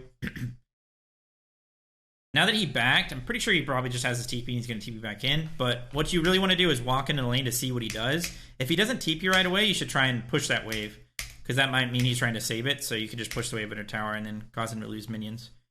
And then you can go back to the totem after you push the wave. Make sure you're hitting the whole wave with your ult whenever you ult like that. It's good to ult like he's doing. If you guys aren't experienced on Kukulkan, you do kind of just want to use your ult liberally like this, where you just ult, you know, pretty often just to get your rage back up. But make sure you're hitting the whole wave with it as well. One, it'll give you more rage, but also it's just, you know, good, efficient clear. Lots of just like 2v2 fighting, junglers coming over to this lane. Mechanics-wise, probably could have played this a little bit better. Unfortunate. Probably could have gotten our 3 off, but did deform at the worst time. Kind of the same thing with the camo is doing. We don't need to be using our jump like this. Just kind of more use it as a gap closer or an ability dodger or, you know, something like that. It's fine. We ended up missing our 3 just because we were kind of... Just be more patient with abilities, guys. If we were a little bit more patient, we probably could hit both of them with our 3 there instead of missing both.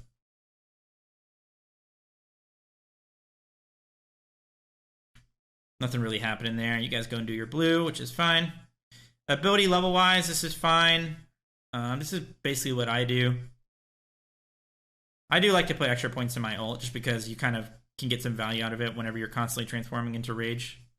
If you were just using your knock-up ult, I probably wouldn't put points into it, but since you transform pretty often, that rage damage can be a little bit nice. Not great for you to walk over and totem right now. I'd much rather you be pushing the wave and hitting him. Kind of giving him a free lane clear and wave pressure. Always waves first, guys. But since the wave is already met, you don't want to be doing this totem. Just kind of be looking at... always be looking at the map, see where the minions are. And now, if he wants, he can jerk you off from getting to your wave and prevent you from getting some minions. Already lost 1 minion in XP. Lost 3 in gold. 2 in XP, 3 in gold, rather. When we didn't need to. And that adds up. All that adds up. Probably don't want to let him just walk past you here as well. Whenever you're in your transform, you want to try and fight them. You'll just out-trade most of the time, so... Another thing, kind of similar to like using your leap early on in like a 1v1 or in a fight, you want to use your charge roll as a like the last thing you do, because it trembles them and it'll let you auto more. You kind of want to connect as many autos as you can when you're in that like melee range, and then when they get out of range, or then when your ult's about to run out or your rage, then you can use your charge roll or your rage roll, whatever you want to call it. That's like your that's like your gap closer, basically, if you will. Don't really want to use our ult on just the R3. We want to use that on the wave as well. You do want to use your ult liberally, but you want to do it when the wave is nearby. It's kind of the whole point. Unfortunately, this matchup used to be a lot more nuanced, but it's not nearly what it used to be. Both of you really shouldn't die, except for maybe to jungle ganks like so. Right there, again, just tanking tower. You don't really want to walk under a tower as Kakulin in your rage form unless you have clear kill potential, because you'll just tank the wave too long, or take the tower too long. I mean, probably some more things we can learn from this laning phase, but we got the gist of it. I told you what you could be doing for the most part. Got the Glad Shield. I like the build so far. Pretty standard stuff. Hitting tower, getting some tower poke. Again, don't be jumping to this blue buff. Just walk up to it and auto it. Then when the Phantom spawn, 1, then another Phantom spawn, then 3. Most efficient thing you could do. And it adds up. Again, you could have had a kill earlier if you were in your enraged form. When you should have been.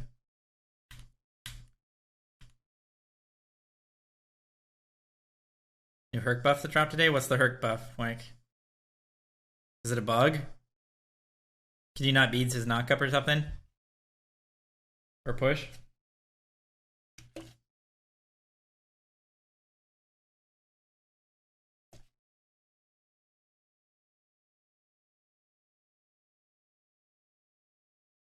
This looks... Oh! That was really sketchy. Didn't need to dash there, but... I like where the tower's health is. Is that how it is on console for everyone? Apparently you can't beads his push. Oh, that's awesome. I love how they had to revert the beads change and more and more bad things are happening. Heartward Glyph, let's go. It's catching on. Heartward Glyph is broken, guys. I really like the build. So rotating over to team fight, just cleaning up the Morgan Le Fay. That's pretty simple stuff. Missed the one. We're actually up 8K. But I'm pretty sure this game goes late, right? It's a 39-minute game, so I wonder what happens. Wonder what went wrong. So nice job. We get the Morgan Le Fay kill there. Probably didn't even need to jump. Probably could just walk up and then use our 3 to gap close, like I said. Save that for like the last ditch effort if we need it. This might be where things went wrong. So 16-minute Fire Giant. I learned the other day that doing Fire Giant early in the game, even the SPL, can be bad. Didn't know that before. Thought it would be easy to kill, but apparently Fire Giant's pretty tanky. So you guys do pull fire, but your Baron, he just dies for it. And you guys are kind of just hitting their tanks. I think you guys are sitting on a lot of gold. I think your teammates are, at least. You aren't necessarily, but pretty sure your teammates are sitting on a lot of gold, if I had to guess. So probably not just a great fight to look for. I mean, you guys are hitting the Arthur because that's the only person you guys can hit, but once these other people show up, you need to switch targets. You need to switch in your brain. You can't let... This Morgan Le Fay literally runs past you. Hey, that guy's name is Alec. And kills your Hera. You could have literally just sat and hit her the whole time and prevented that from happening. You are able to kill the Arthur in the end, but... probably just need to run away here. There's 3 of them. You're not going to kill anybody without enough rage. Maybe if you were in rage, you could maybe kill like Morgan Le Fay or something with your lead, but...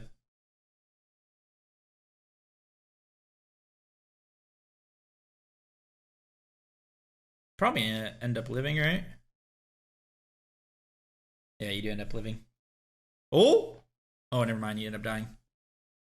They kind of went hard for you, so... I mean, Ganesh dies, and they could probably have killed the Morgan Le Fay if we were jumped after her. But even in this scenario, goes back to the Kama game as well. Mechanics-wise, if you just hit your 3 here, well, first of all, if you just hit your 3, he's dead. You could have 3'd him way earlier. No big deal. Don't need to ult right away either. I think you missed your 1 as well. Yeah, you missed your 1. So actually, all things considered, if you just hit your 3 here, and then ulted all 3 of these people, and then hit them all with your 1 and your 3, you would have enraged again, and you could have 1v3'd these guys, so... Kind of a high-level thing, but, like, just recognizing, like, what you need there. Like, all you have to do is hit your 1 and then hit all... You jump in place and hit all 3 of these guys, you're gonna get to, like, 70 rage. You could actually transform and probably kill them. Or at least be a lot safer. So... Small thing, but... It kind of goes back to that saving the jump for, like, the last thing to do. As the last gap close. When people are in melee range of you, just hit them with your autos or your melee range abilities. Don't need to use your jump. Fine for you to look for like zoning here. I think that's kind of what you're looking for, but you do have a wave that's going into your tower now. Would have been pretty easy to keep that shoved before you done all this, but probably better to do that as well. Good job for you guys to go on the store here. You guys are still up like 8K, like 7K. This should still be pretty free if you guys play it correctly. You already got to pick on the Thor. Transforming now. Switching targets, helping out your Relics is fine, because it's just a silly elephant that you guys were going on anyway. This is where we talked about in the last game. Pinging, calling stuff is important. Even if your teammates don't always listen, sometimes they will, and it will win you games. You got... This isn't really your fault. Yeah, you did go back to the Arthur, but your teammates just chased out the elephant and then chased into their team when they didn't really need to. So this isn't necessarily your fault, but when you do get to this fight, you do want to be going on their carries here. Fine for you guys to kill the Ganesh. You didn't really have a choice either way. Probably no point in chasing here. Kukulkan's pretty similar to Arthur. Whenever you have downtime, you kind of want to make sure you get your rage and your I guess charge back up. It's really important for you to have your charge on Arthur and your rage on Kukulkan when you walk into a team fight. Very important. You do no damage to this Phoenix, so you should just be trying to peel here. This Phoenix isn't even something you probably should go for. It should just go back up and go to gold. So this is just a bad call. Not that you called it, but you did listen to it, so... Probably just spam retreat here and go do something else. Yeah, of course, Monster.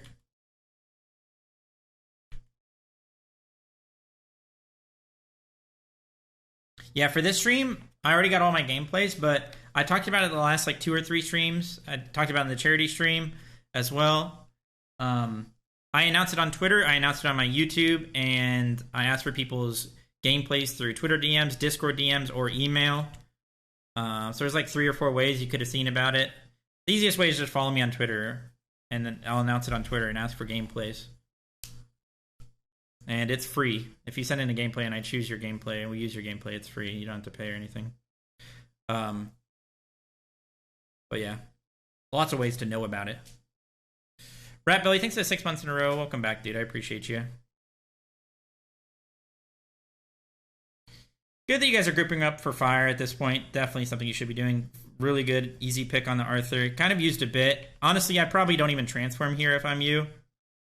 You could just 1 the air. It's fine for you to transform. Not that big of a deal, but maybe you want to save it for the fire.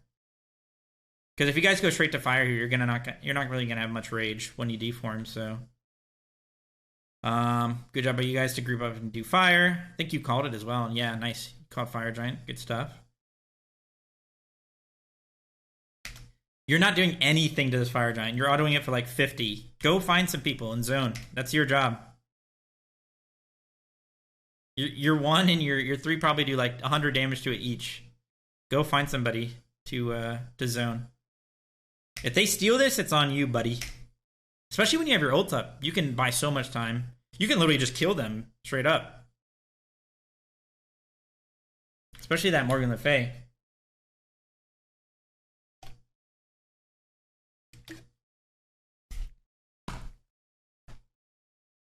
So now you guys have Fire Giant up about 7k. We do have our Blink ult up for this fight, but we do not have our Uller here, so we should just back up.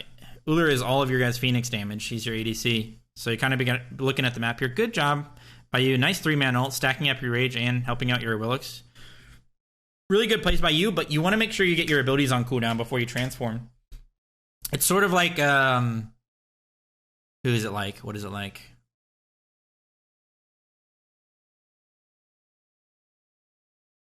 I guess like basically like a stance switcher or like Faf. You just want to have all your abilities on cooldown because when you go to that other stance, you want to make sure you're as efficient as possible with your abilities. Because since you're going to be in the other stance anyway, you can't use those abilities, so you might as well have them on cooldown. So if we just can jump here, like jump right here, you know you're about to transform. A little bit more damage would have gotten rid of this shell. And just combined would have been nice damage. So end up dying for it. Actually, I think if we get our 3 off before we transform here, it's probably pretty easy. And you know this Ganesh's trying to peel the whole time, so you kind of just want to ult right away.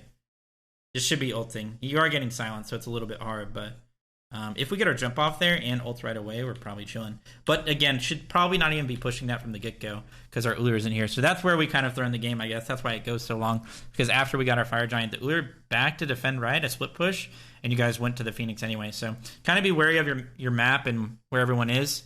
When your most important person on the map isn't with you guys, should not be going to a team fight, should not be pushing a Phoenix.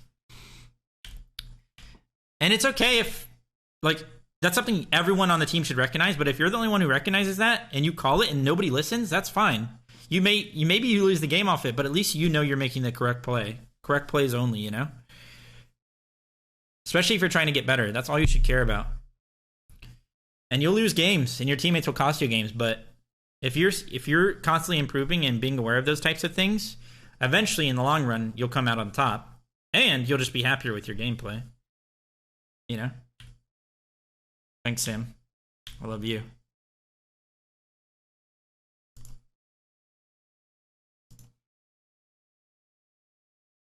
It's comforting to know I never made an incorrect play. So now you guys are only at 3k. This game probably should be over, to be honest. And it all just comes from making a silly mistake of like pushing something without the ADC. Positioning's a little bit rough here. You're tanking the tower towards them, and you guys don't have fire, so no sustain. Got to be a little bit careful. Honestly, it wouldn't even have been bad. You should have just walked out of the tower here and then walk back towards your team, because you take two extra tower shots for no reason, really.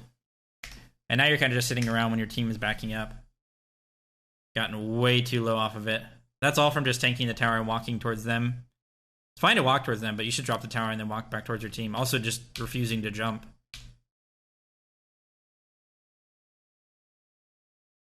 We don't jump anything here. Could have jumped any of these abilities. Probably, it's still bad because we're getting so low for no reason, but at least we could get our jump off, you know? So that was just bad positioning.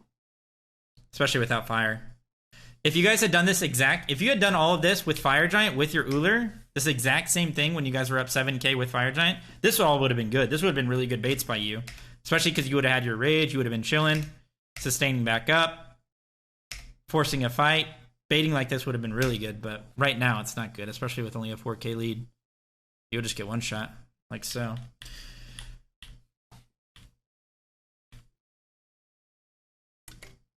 So they kind of win the fight, push you guys out, and now they're only down 2k.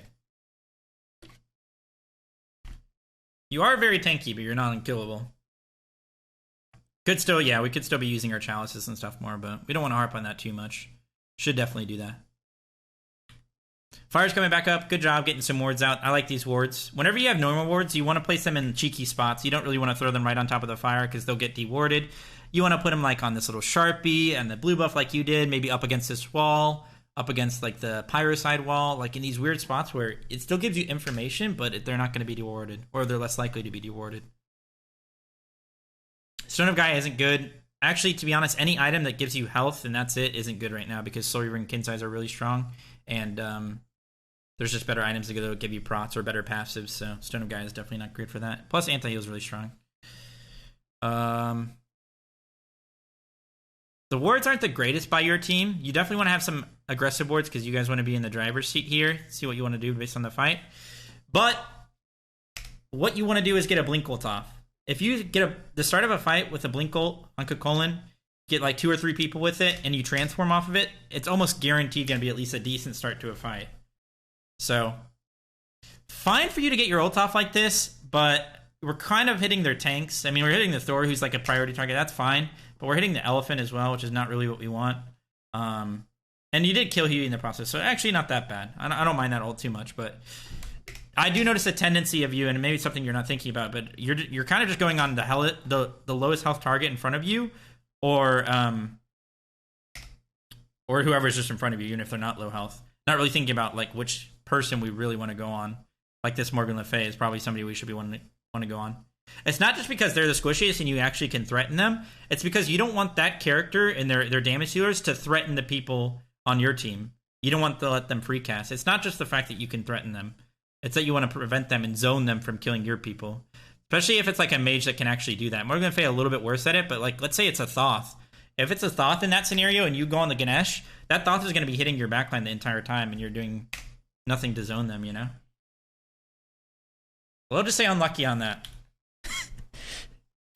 Morgan Le Fay getting a triple kill under the Phoenix. Because you guys are pushing it with no fire and no wave.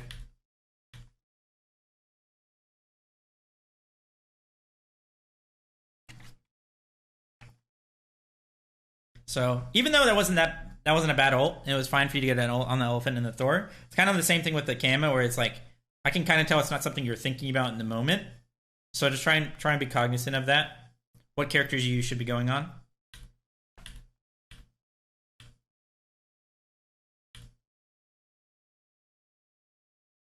So now this is why most casual games go so late. It's because of silly mistakes like these. This is why all of your games are ending in 40 minutes. You need to be more disciplined if you truly want to win. Or if you just want to have fun, whatever. Do what you want to do. But if you're really trying to win, just need to be more disciplined. Especially when you have the lead. It's pretty easy to throw a lead if you just make a silly mistake. Pretty good ult by you, I'd say. I like your positioning here. Kind of playing in between. Keeping them zoned a little bit. Kind of hitting the Elephant for no reason, though. It's fine to actually hit their tanks as Cuchulainn a little bit just to stack up your rage since you haven't yet. But like I said, as Arthur and Cuchulainn, you want to walk into a team fight with rage and charge. So a pretty decent ult. Probably could have walked towards the Morgan Le Fay a little bit more to hit her as well. She's our priority target, but still good by you. Need to decide who we're going to try to go on here. Be more decisive. It should be the Morgan Le Fay. Get poked pretty hard because of it. If we hit the Morgan Le Fay with our ult, I think we'd be in a better spot here. Because it would have gotten some damage on her and gone on her. Kept her from using abilities on you. You'd also be using our ult to... not our ult, but our jump to avoid more abilities in the fight. But this just comes down to not having enough rage at the start of a fight. Before the fight happens, you need to make sure you're sitting around 60, 50 rage. Because when you get that 3-man ult... Oh! Unfortunate. Just mechanics a little bit rough there. Just trying to blink into the wall. When you see him going over there, you should just instantly go. You don't even need to blink here. Just walk up and jump on him. And then if he jumps away, you can just blink after him.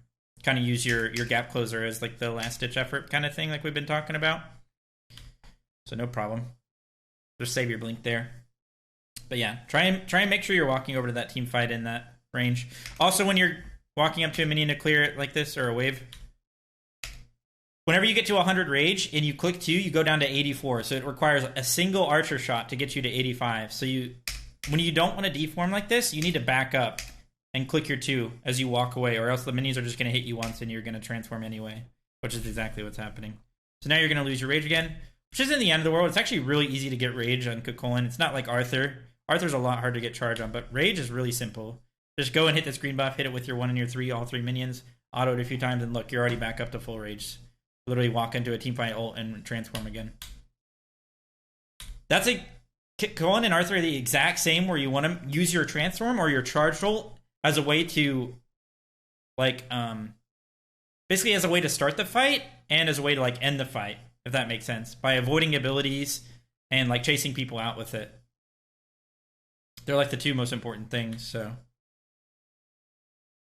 yo, Faithful, thanks for the 5 months in a row with the tier 2. Much appreciated. Thank you, dude. And Third, thank you for the 19 months. Welcome back.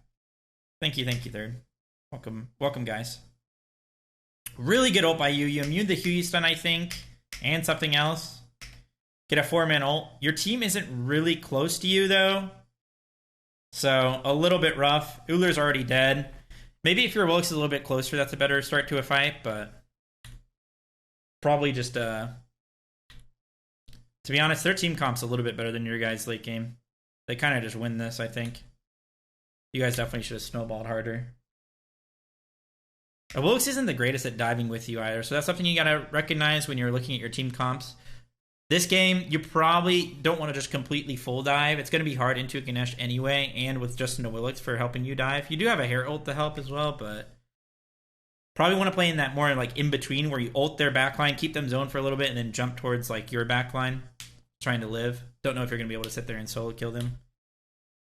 Now we're AFK.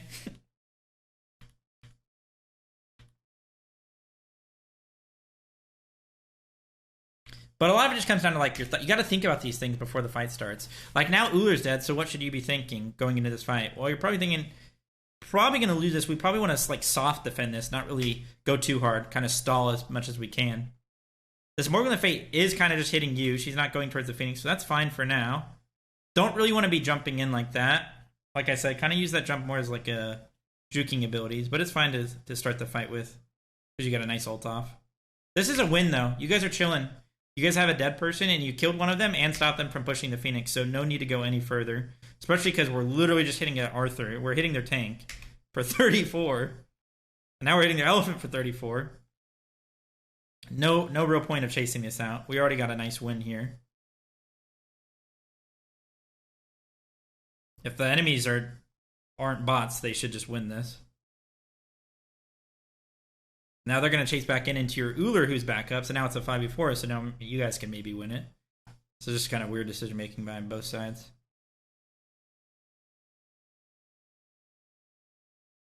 No, I wouldn't. Not true. I like the TP pickup here. Ooh, you could TP in behind him. Kind of weird to upgrade your TP and not use it. Those prots and slow immunity could have been nice. Guys up end up winning the fight. Like I said, they push back into a 5v4 in your guys' favor, so then they lose the fight. So just bad decision making by both teams, but all good. It happens.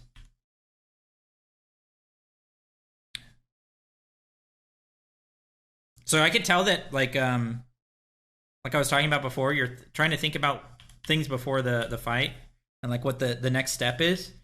I could tell you didn't really think about it because even though you guys got a kill, you guys just decided to chase out. If you thought about it and were like, okay, we're just going to soft defend this and see what happens because we're in a 4v5. The only thing we need to do is defend our Phoenix. Because you didn't really think about it, you guys decided you're just going to chase out after when you shouldn't have. And then they didn't really think about what they were going to do, so they chased back into it because they saw that you guys were low and then lost because Ullr was alive. So just think about the next step and like why you're doing what you're doing, you know? And because they made that mistake, you guys win the game, I believe. Yep. Nice. Good job by you to tank the Titan. It's usually your job to do that. You're super tanky. Make sure it stays on you. Keep it at one place. You don't really want to be kiting it around if you're really trying to end. You want it to stay in one place so your ADC hits it nonstop. And so everybody hits their abilities correctly. And when you get low, jumping out is fine. Although, pretty late on our ult here. Could have ulted a lot earlier. Like right here, right when the Thor lands. Should just be ulting. Who cares if you die for one, but also it just helps your teammates stay alive. Good peel, knock them up. So get that ult off. What are you going to use it next game? Are you saving it for next game, buddy? But yeah.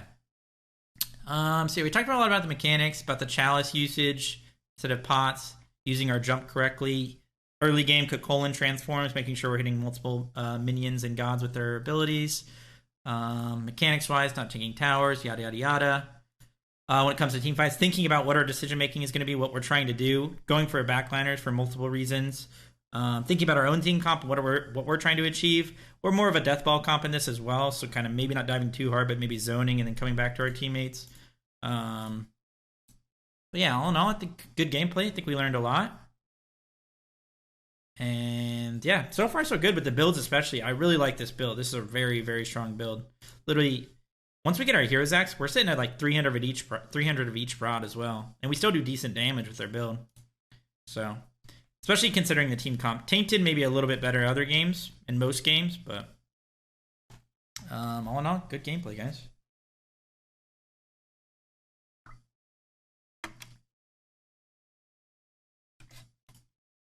All right. Could do the horse game. Pretty sure this is kind of a stomp. We might still use it, but do Loyal's game now. I think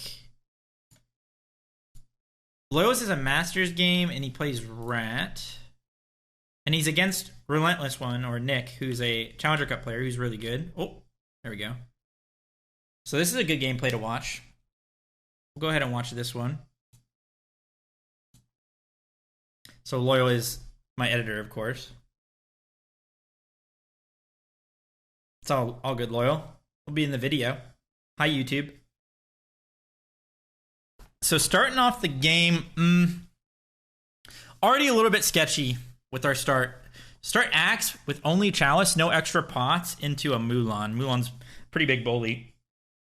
So I'm already a little bit sketched out by that. I think you want to go for that tier 2 Acorn start, which is fine, but like, look at this. This level 1, guys. It's the level 1. It always is. Maybe if we had multi-pots to help us there. Or if we just played around like wanting to buy our tier 2 Acorn, that could have also been fine. Like, we already can purchase our Acorn. We could have literally just backed up here, 3'd her plus the front minions, had the minions come to us, could have been autoing those and just chilling, and had our tier 2 Acorn. That would have been a much better way to start this game. If we want to start this way, where we're rushing our Acorn and being a little bit more greedy.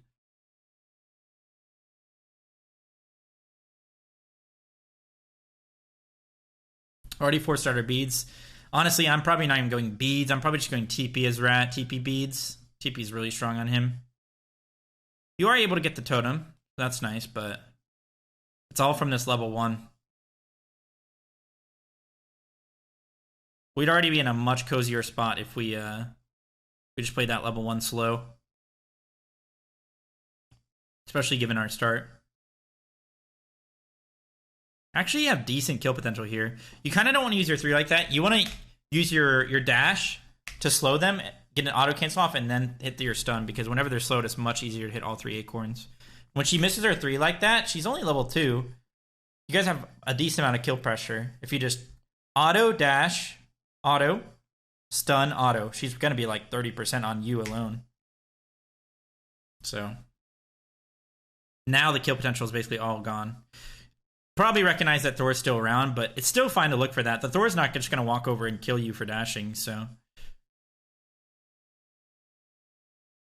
Getting a lot of health back just from Chalice plus our 3s plus the Warrior's Axe and Acorn procs. Do not want to be tanking these archers. Just should have let those walk into tower. Getting way too poked. Just want to keep getting these axe procs. Just keep hitting the Mulan with your 3s. Nice. Nice little Acorn proc as well. Do not want to sit in these minions here. No real point. We're not going to outclear. Just let the minions walk to the tower. Whenever we tank the minions like that, we're just letting her get a ton of value by hitting the wave plus us. Ooh, very close to dying. You actually do get an axe proc here. What you could have done, it's a little bit sketchy and you shouldn't be in this spot, but now that we are in this spot, you need to look at your proc on your axe and see when it's up, and you do see that it's up. So what you could do is walk up and to her, but like kind of like max range in the middle of the tower. Because if she tries to 2 you right here, you're gonna trade worst case scenario, which is fine. She'll get the first blood, but you'll get the revenge kill plus another kill, so you'll only be down like 100 gold. So you give her a way out by dashing to the back of the tower here, because now she can 2 you and then walk out of the tower, which she should not be able to do. Early game, you wanna force people to really dive a tower whenever they do it. It's actually bad for you to walk away from the tower here. You should just stand her tower and 2 her here to make sure you get the kill. Plus, you get an axe proc. Maybe you won't even die, honestly.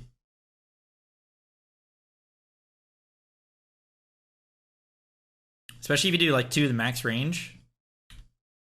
2 max range and then dash right away right on her. Maybe you don't die, but she's able to get the kill and get out scot-free, which is definitely not what should have happened there. But all of that was just from that first wave. We had not enough pots to really warrant getting poked on that first wave, and the way we played it was just bad. Maybe we should make a how to play level 1 video. The only problem is it changes from character to character, like, you know, and matchup rematchup. So the rest of this laning phase is going to be real rough. You're already playing a lower pressure character that's like, Rat just kind of wants to get loose, and what I mean by that is like he just wants to kind of farm, get to that mid game where he can start rotating. He's not really a character who's just going to sit there and be trading nonstop. He wants to get real loose. Ooh, nice job by being aware of that. Don't need to panic. We don't need to rush our dash like that. They have really low kill potential here. Once we see the Thor land like that, we just need to chill under the tower. Don't need to dash. Don't need to walk up. Just let them do their thing. If one of them walks up to you and hits you and starts tanking the tower, that's when you start to keep them like stunned under the tower so you can get a kill. So like right there, let the Mulan walk up and hit you and then just barrel stuff stun her, and then she's just going to tank the tower and die. Just ended up dying anyway. But yeah, didn't even need to be close really.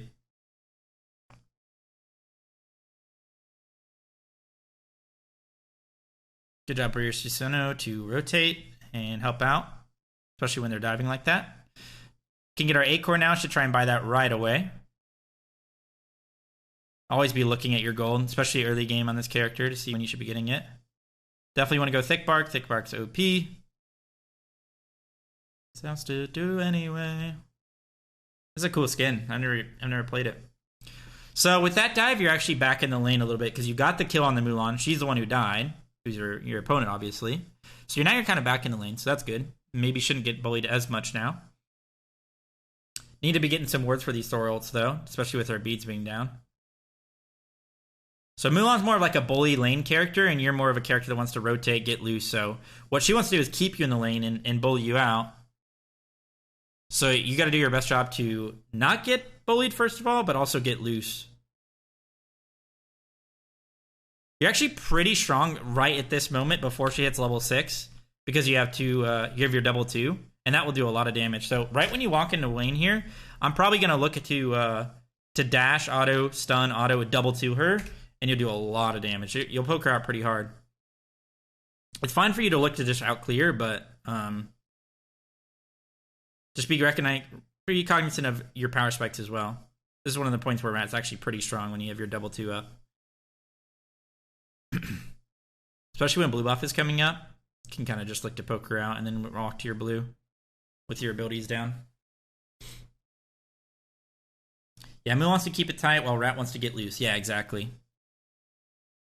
Usually when I walk and do this blue like this, I'll throw my vision shard on that Sharpie just to see if anybody's going to walk in. Just to be, better safe than sorry.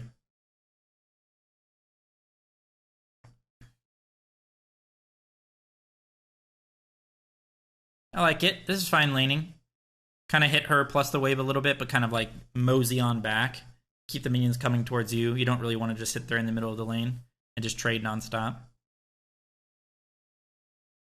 Don't really want to use our 3 like that. It's actually pretty easy to stun out Mulan animations because they're so long. As long as you barrel stuff her. Ooh, this is actually not bad for you. This is like kind of a cozy spot to be on Rat where you have both your 2s up and they come towards you when you're grouping up the wave. So like watch. You 2 her, plus get it on like most of the wave. She comes towards you and you can 2 again and hit the whole wave plus her. That's actually a nice spot to be as Rat. So we're able to get the full wave cleared. She's still busy clearing the wave, and now we can just back. Use this time. You bought yourself so much time with that play. Use that time to just get a tier 1 item and a refresh on your chalice. Ended up not really being that worth. But we could have used that time, that cozy spot, like I said, to buy ourselves another life, basically, and a little power spike. We're just too to really be fighting this. Now look what happens. Now we have to back anyway, and the wave's already meeting. We could have been back to this lane with the wave already here. So need to be thinking about what our first item... At the start of the game, we need to be thinking about what our first item is going to be. So in these scenarios, we don't have to think about it. So we can literally just purchase our item and start walking out of base as soon as possible. So that way we don't miss any minions when we get back to our lane. Probably Glad Shield here is what I'd go. Glad Shield Manticore Spikes is a fine build. But no matter what your build is going to be, just make sure you already have it in your mind. So in that scenario, especially if you have TP, you can just purchase it and already be TPing back to lane. So you can already get back to getting pressure or getting, farm.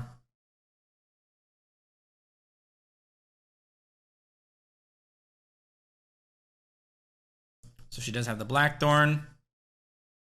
Blackthorn I don't think is really that good, but, it's a fine lane item. Does its job.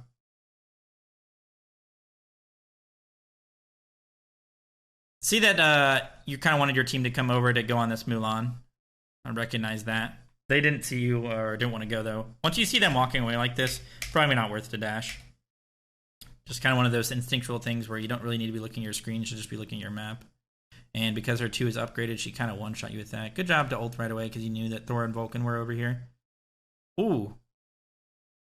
Going in is a little bit sketchy. You do have the team around, so it's nice to try and bait, get the Vulcan out, or Vulcan ult out, which is good. The problem is you probably just don't ever win this team fight. You guys don't really want to fight around this Mulan when she's full HP. She's just going to dominate these early game fights. You just want to get loose as Rat.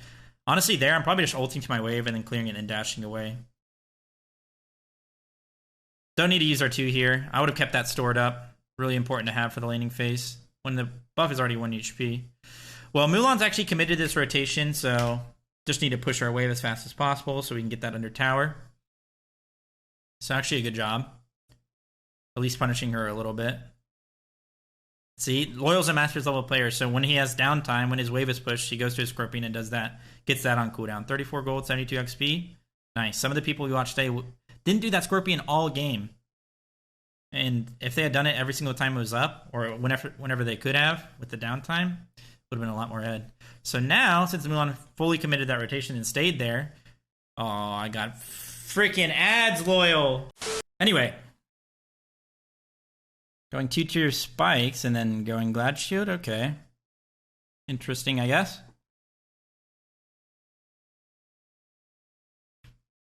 Getting these backs on cooldown while your Susanna's left jungle is fine. Do have a wave that we need to get to, so gotta make sure we're looking at the map for that, but still got these 3 archers. You did it before, and it's something you can do for these. You just did it again. When you walk, when you're trying to clear the wave, you can 2 the enemy plus the wave. As always, trying to hit as many people as possible with our abilities. And you can group it up like that, and that's a really easy way to do it. Actually, not a bad dash right there, because the 2 is coming back out from Mulan. Ooh. Oh, almost really... Actually, it was a decent bait by you. If I'm you, right after we hit our 3 here, and she walks into tower like this, I'm just ulting. You want to ult, because she's gonna ult right away. If you got into the air here... You would have been able to land on the Mulan after ult, stun her in the tower. Actually, not stun her in the tower, but knock her up in the tower. She would have taken an extra tower shot or 2, and then you could have dashed and probably killed. But unfortunately, she's able to get out because of that. Kind of just recognizing that, our only play is to ult you after that. But also, just need to barrel stuff our stuns a little bit more. As Rat, you want to be really up close for these stuns so you can actually connect them. So, unfortunately... We're not able to at least get the trade kill there. We do have two twos up here, so this is definitely kill potential territory.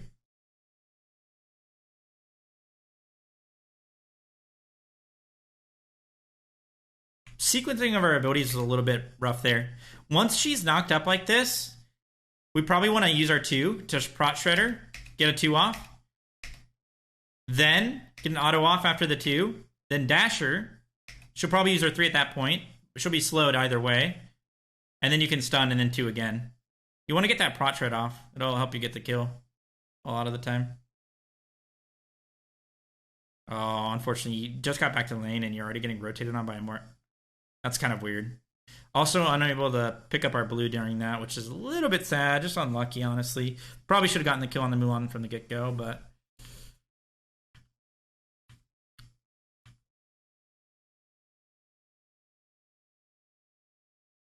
No big deal, though. Didn't really buy too much time. Plus, blue is already back up because it's up already 2 minutes. What's up, Cam? How are you? Is this League of Legends? No, this is League of Legos.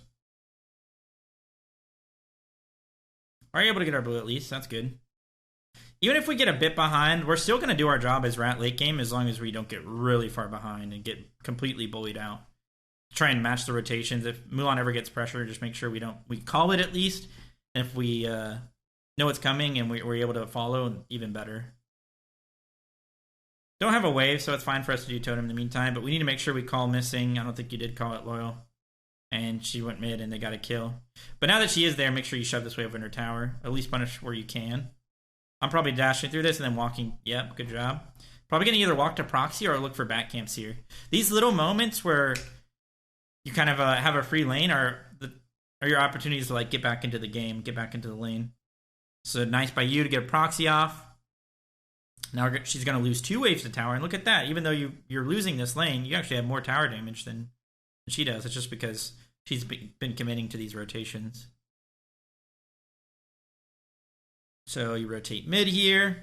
I have a full band score spike, so you're not really in too much threat from this Morgan Le Fay, but... No, you're not, Smite Nerd. You're going to try and time out me? Me, of all people? Okay, so they are on gold here. Nice game awareness by you. You don't really want to commit to full defending, so I like your positioning, your pathing here. Just kind of messing with them, jerking them off a little bit, trying to waste their time. Nice try. Maybe a little bit too ambitious because we end up using our beads and everything to try and steal this. We're probably not ever stealing. I'm probably just trying to waste their time. Maybe buy enough time for your team to get here, but since your team's not going to be here in time, don't really need to full commit to defending that. You need to play your life a little bit more as a rat early game. Because you just want to get to that mid game where you'll be a lot more strong. A lot stronger, rather. So now we respawn, come back out of base, try and punish this Vulcan for playing too far up, which is good. Just be a little bit more patient on our stuns. This guy should be dead. Nice. You're able to get a kill as well, which is huge for you. Any of these kills will just help you more and more get into this game. Unfortunately, you do have an Oni wave going to your tower. And it looks like Mulan did your blue as well. So you're going to lose your tower for this. To kill Vulcan, that's fine, because you got the mid Oni wave. They would have gotten the mid tower if you hadn't been there to do that as well. So honestly, even from behind, you're playing this pretty decently. Getting kills where you can, rotating when you can. Still prioritizing your waves. Punishing the enemy solo for rotating for a little too much. And look at that, you're actually the same level as Mulan. You're probably still like almost a full level behind. She's probably almost 16, but still fighting around your team. Like I said, you're still going to be able to do your job as long as you don't get too far behind. But we didn't even need to be in this spot, to be fair. And it all kind of stem from that level 1. Level 1 is very, very important. I have a feeling that you're probably still going to own in these team fights, Loyal. We're just going to skip ahead a little bit.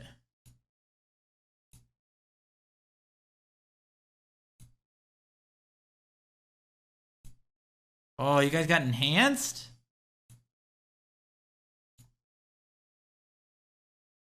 I know that Loyal. No, I know what that Loyal knows what to do in team fights and stuff, so that's why I'm just skipping around.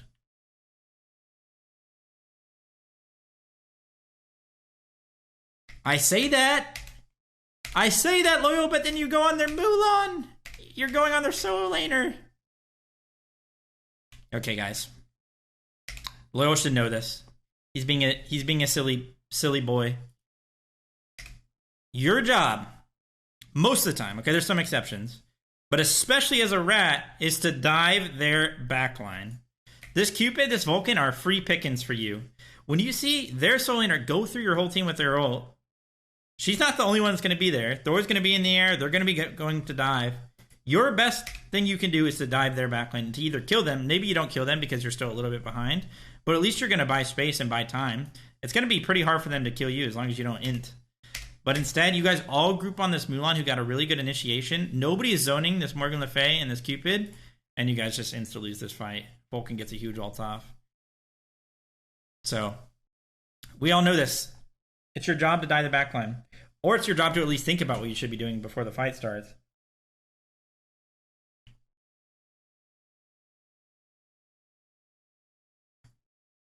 You probably lose that fight either way, but I'm not here, I'm in IKEA. Getting some Swedish meatballs, Loyal. Wait, are you getting furniture for your new place, Loyal? That's fun. Okay, let's just watch this back real quick. Beads Blink, actually pretty strong on that, but you kind of just need teleport beads. That's all you really need. Maybe even sometimes Blink. Nice ult by you.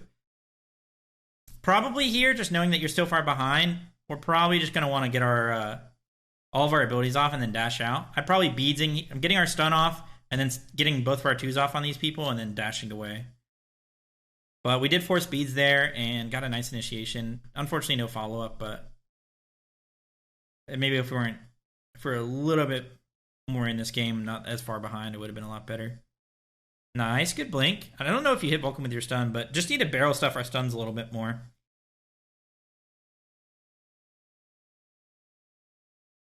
Just much like anyone that ever 1v1 me on Rust. You just need to barrel stuff your stuns because you're going to miss them either way. Or if you don't. I barrel stuff my stuns and miss? That's okay.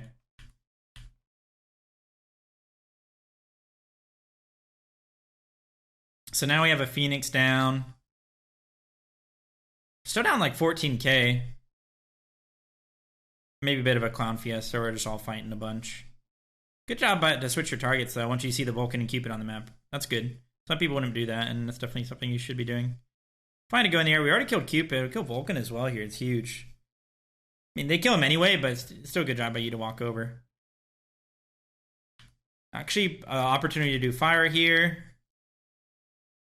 Just should ignore this guy, honestly. Literally pointless to even dash on him. Wait, what even is their team comp? I just realized they have a Morgan Le Fay and a Vulcan. Not paying attention to that. Nice target switch. Good job killing the Thor. Still need to keep our eyes on this Morgan Le Fay. This all would have been fine if we had just not worried about this Mulan. Should just be ignoring her. Should be looking for other people on the map, especially once we pull fire. Is it Morgan Le Fay support? It is Morgan Le Fay support, isn't it? Probably shouldn't be going on her, actually. Do get on the Vulcan, though, and we have fire. This shouldn't be that bad of a fight. As long as your teammates can get on them with you, but your Susano is dead, so once we know that Susano's dead, we probably should just be thinking more of like Death Ball here, not trying to dive too much just because nobody's going to be diving with us. Stick with your teammates, you know? If Susano's alive, yes, diving there is probably better, but keep in mind that your job as a laner is to dive just because you can make space for your jungler and you guys can actually kill them, but if your jungler's not there, it's not going to work. And then they kill you guys, win the fight, and get 2 Phoenixes and just end the game, sadly. Ooh, nice try. Able to get the Vulcan at least, but that's still probably game. Nice. And Mulan ends in the meantime, so honestly, not too bad. Not too bad. Another game where a lot of stuff stemmed from that level 1 and misplaying the level 1, so that lane would have been much easier had that not happened, and still did a decent job from behind for rotating and trying to get loose, punishing the rotations that Mulan had. Sometimes you can't follow the rotations. The best thing you can do is just farm up, especially on a character that's better in the mid to late game. The best thing you can do is just call the rotation out, try and let your team know. Hopefully they'll play back. you farm up yourself, and then you can carry more in that mid to late game. So you did a decent job of that, maybe just calling a little bit more. And then when it comes to the team fight, thinking about what your actual job is and what you're trying to do. If all of your 5 people are up and you can dive with your jungler, get on that back line so you don't have a fight like that happened that we saw. Or when your jungler is dead, try and deathball a little bit more. Try not to dive as much. Try and stick near your team. Frontline a little bit better for them, you know? So, honestly, pretty good.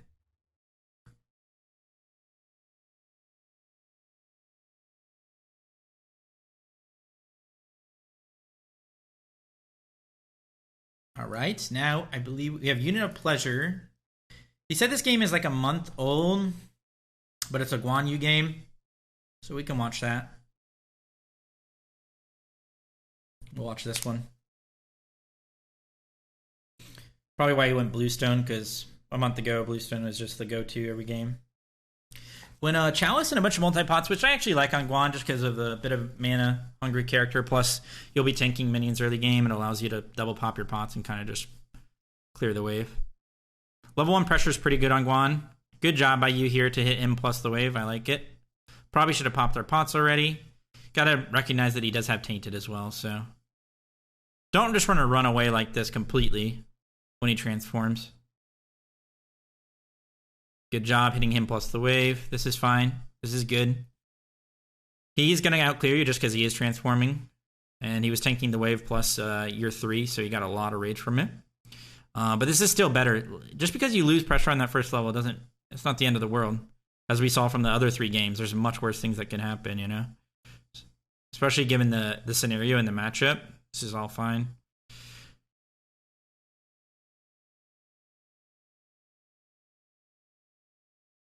That's something we want to try and avoid, though. We don't really want to let him hit us plus the wave for free.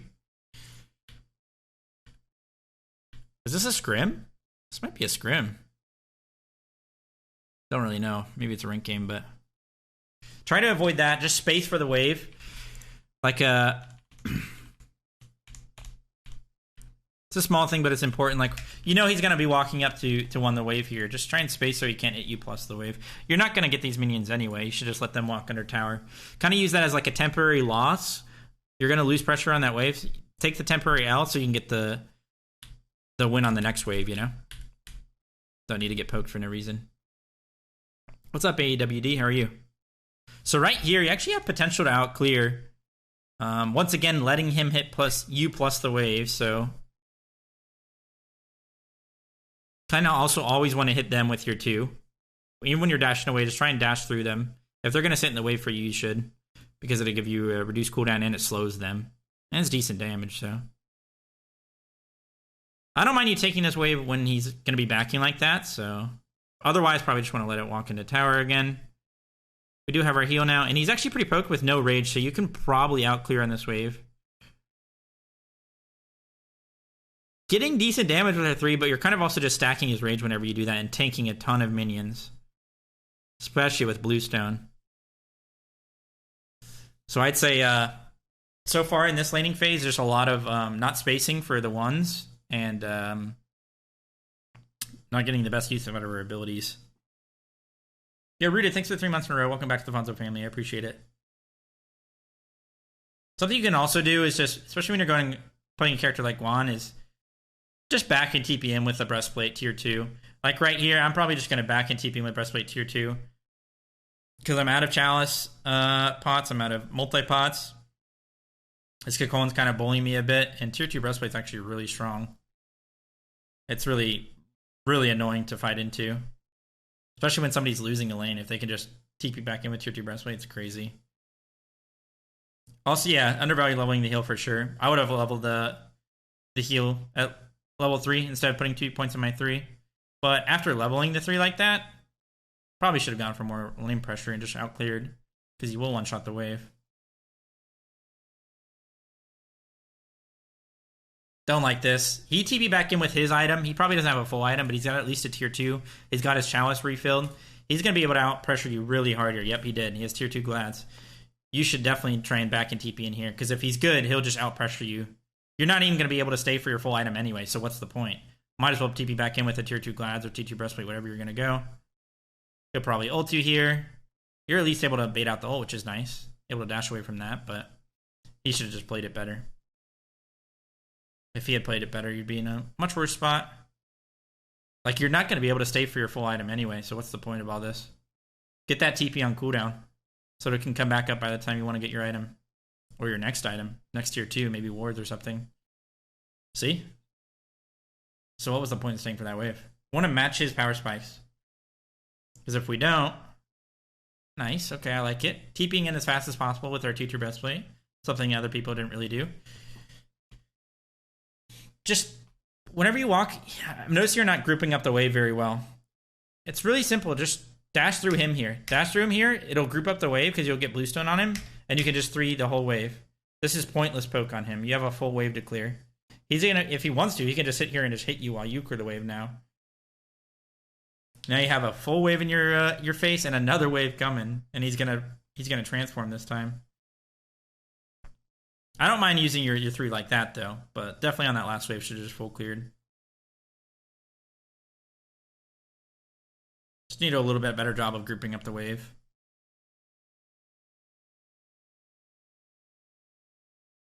Make sure we're focusing those archers with our 3, because they do the bulk of the damage. You can kind of just kite the melee minions. Nice job, like, feigning towards your blue. Got to be a little bit careful whenever you feign towards your blue like this, because it lets the enemy know that the jungler is there. Like, whenever you're, like, hugging the wall, it's like, oh, they're just trying to get XP because their jungler is doing the blue. So it's something to keep in mind for sure, but... Again, don't really need a 3 like this. Can just, once he walks into the jungle like that, just group up the wave. And just 3 the whole wave. Because it's just, we're spending a lot of time clearing that could have already been, like, doing something else. A wave is coming, and we're 3ing him again. The 3 decision making has been a little bit off. Should kind of be constantly looking at the map, see the wave is, where the wave is. If the wave is coming, just make sure you have your 3 ready for it. It's not the biggest deal, but basically Kukulkan's he's had priority on every single one of these waves. And what I mean by that is he's been able to have the decision to, like, walk into the jungle, to poke you out with his next abilities after the wave is cleared, go to your Sharpie, get high wards. Like, you haven't had the priority once, except now. This is the first priority wave you've had. And it's just because he backed. What you should do, realistically, is just back now and get your full breastplate. Use this time that you have. You bought yourself some time by clearing at the tower line to get a full breastplate. But you didn't actually use it. You also haven't placed these wards. You need to get these wards down. Could have done that as well. Could have literally placed these wards and back to your full breastplate. You got to use your pressure for a reason. There's got to be like a why to why you're doing things. When you push the wave at the tower line there, use that time to get a power spike so you can match this guy's power spike, because this guy has a full glad shield now. Or he should. Get the wards out as well. He does have it. So now you're gonna get pushed into your tower even more now, because you didn't match his power spike when you could have. And now this Kukulkan is punishing you for it. You're not even going to be able to stay for your full TP. Did you just laugh at him? This is bad by you, bro. Don't laugh at him. This is correct plays only by Kukulkan. He's got his power spike over you. He's gotten pressure on every single wave. This isn't good, bro. Not a good look. And now you're getting zoned because you could have been back in the lane with the full breastplate. Kukulkan didn't even need to push that, but he did because he wants to go to your blue buff, which is also another correct play. So honestly, good plays by him. Your TP is finally coming up, but for why? This blue buff is already gone, buddy.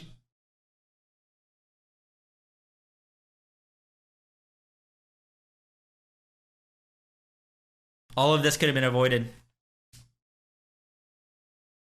Once again, it's all about using your pressure in your downtime for things.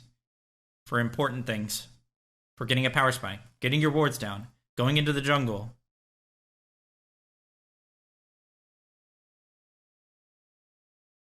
So they say we're a cult? I don't do that. The only time I ever spam laugh or taunt is in response to somebody because it's fun. It's a nice competitive thing. That's not toxic at all, though. That's just a part of competitiveness.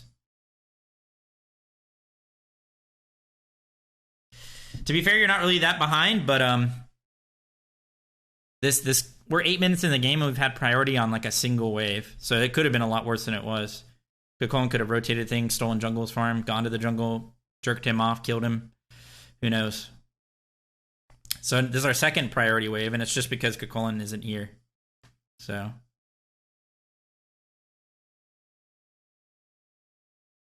And to be fair, Cuchulainn's pretty decent in this matchup. Cuchulainn's good in like every matchup. And he's got tainted and everything, but this shouldn't be as bad as it is. Especially given some of the misplays Cuchulainn has had. Still haven't placed these wards. Whenever we buy these, I mean, I do it sometimes as well, but not when I'm actually trying. Whenever I buy a ward, I do it for a reason, and I go and place it somewhere. This game, it would have been to make sure I don't get ganked because I'm getting kind of bodied in lane a little bit. You know, I would have gotten a ward on my Sharpie, I would have gotten a ward on their Sharpie, and I would have been chilling in my laning phase. Or, since I've been shoving her tower, I could have even gotten a ward on my Sharpie and even lower to make sure I don't get rotated on from under. Gotten poked out. Cuchulainn's TP back in with pressure again. This Cuchulainn's playing really well in this lane.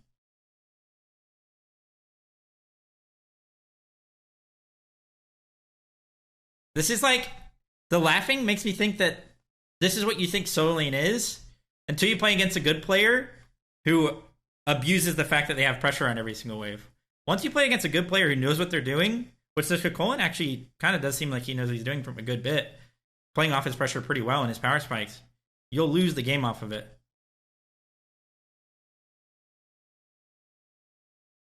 Maybe your team will carry you, but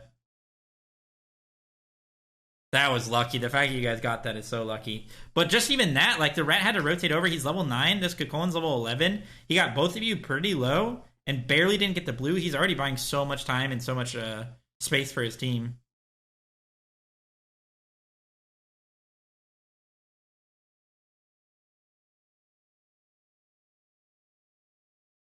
And it's just because he's playing off his power spikes. He's hitting you plus the wave with all of his abilities, getting pressure off of that. Doing stuff with his downtime. All things considered, you're in a decent spot, though, so that's good. And you are more of a mid-game character. I'd say that Guan Yu's like a... I wouldn't say Guan Yu's a late-game character. People have a misconception about him. He's very easy to kill in his ult late game, and his healing falls off a bit. Mid-game is where he's really strong, where you rotate to a fight with 3 or 4 items, usually like 3, full Fey hoops, spam your CDs because of your 1 and your healing. That's when you're at your strongest. So... a bit behind, but no problem. Wave is already here. Cuchulainn's not here. Good of you to push the wave instead of doing totem. People have been doing that today where they've been doing the totem instead of pushing waves when they should be. Probably push that wave a little bit more efficiently. Should get this ward down. I actually don't mind a rotation like this because you got the wave under tower, so this is smart. So something people need to be more cognizant of is when they're making the rotations, you need to be doing it when you have your wave already cleared. So now you don't have to worry about your farm for the time being. You could be doing Sharpies, but you could also rotate to a team fight, which is what you're doing. And you have your TP up. So worst case scenario, you could just TP back to your lane. So good job by you. Need to decide on a target here. Probably could have killed more people there. Your team was already going to kill those guys, probably. Probably should have just killed this Loki. They might have Kepriel, but worst case scenario, you got the Loki beads. You could probably get the Kepriel as well. And that's still going to be a net win for your team. Rat's going pretty deep. Should probably heal before anything here. You can maybe even save your Rat. Once you're in range, you need to get your heal off him. Just maybe more Guan Yu experience, but you have your hero up this whole time. Try and help this guy. If you heal him, and then dash through them, and then 3 them all, probably get a double kill and maybe save your Rat. Probably dead either way, but actually pretty lucky for your team, for your rotation, that they kind of inted into you. Should have backed a long time ago, bro. We are not doing this Gold Fury. Should already be back in your lane. Because you didn't back a long time ago and start pushing your wave, the Treb got your tower, and he probably got your blue buff, and you lost like a wave and a half to tower. So now you're even more behind. So not a bad rotation, but you need to get back to your lane a little bit earlier. The reason it was a good rotation is because you already had your wave push. But once that next wave, or maybe even the wave after that, starts going towards your tower, you've been gone too long. Especially when you can't do gold. You've been gone way too long. And now you guys are down point like 1.2k, and I bet you it's all on Cuchulainn, that lead. Need to think about who our targets are here. Nice. Go on the Morgan. Looked like your initial intention was to go on their tanks, which is not great, but... need to stick towards our team as well. That's something you'd want to do as Guan specifically, because as long as we stay near a teammate, we can get our cooldowns back with our heals. So you kind of are in no man's land here by not being near your team. But definitely still want to try and zone the Morgan, not let her get in. She does get in. I would like to see you blink on her here. She has no invis. If you blinked on her and started ulting, she'd be in a pretty bad spot. Lots of pauses. I don't know what's going on.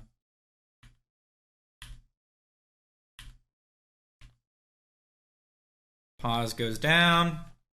What do you decide to do? You dash them. Fine for you to stick near your team as well. Like I said, just keep your heals. Peeling for your Zeus is really good. Especially with Ganesh Zeus ult. Sheesh. Don't know if you actually really did that much there, though, did you? Did you? It unpaused and you got a 2-man dash on their tanks. And you got your 3 off at least for Prot Shred, and then they canceled it, so. It's fine for you to stay near him, but. Just think about why you're doing what you're doing. Especially with your team comp. So another rotation. We have our jungle up and left. We have a wave that's in the middle of the lane. And we're rotating all the way to duo just to go on a Cern who shouldn't even be backing there.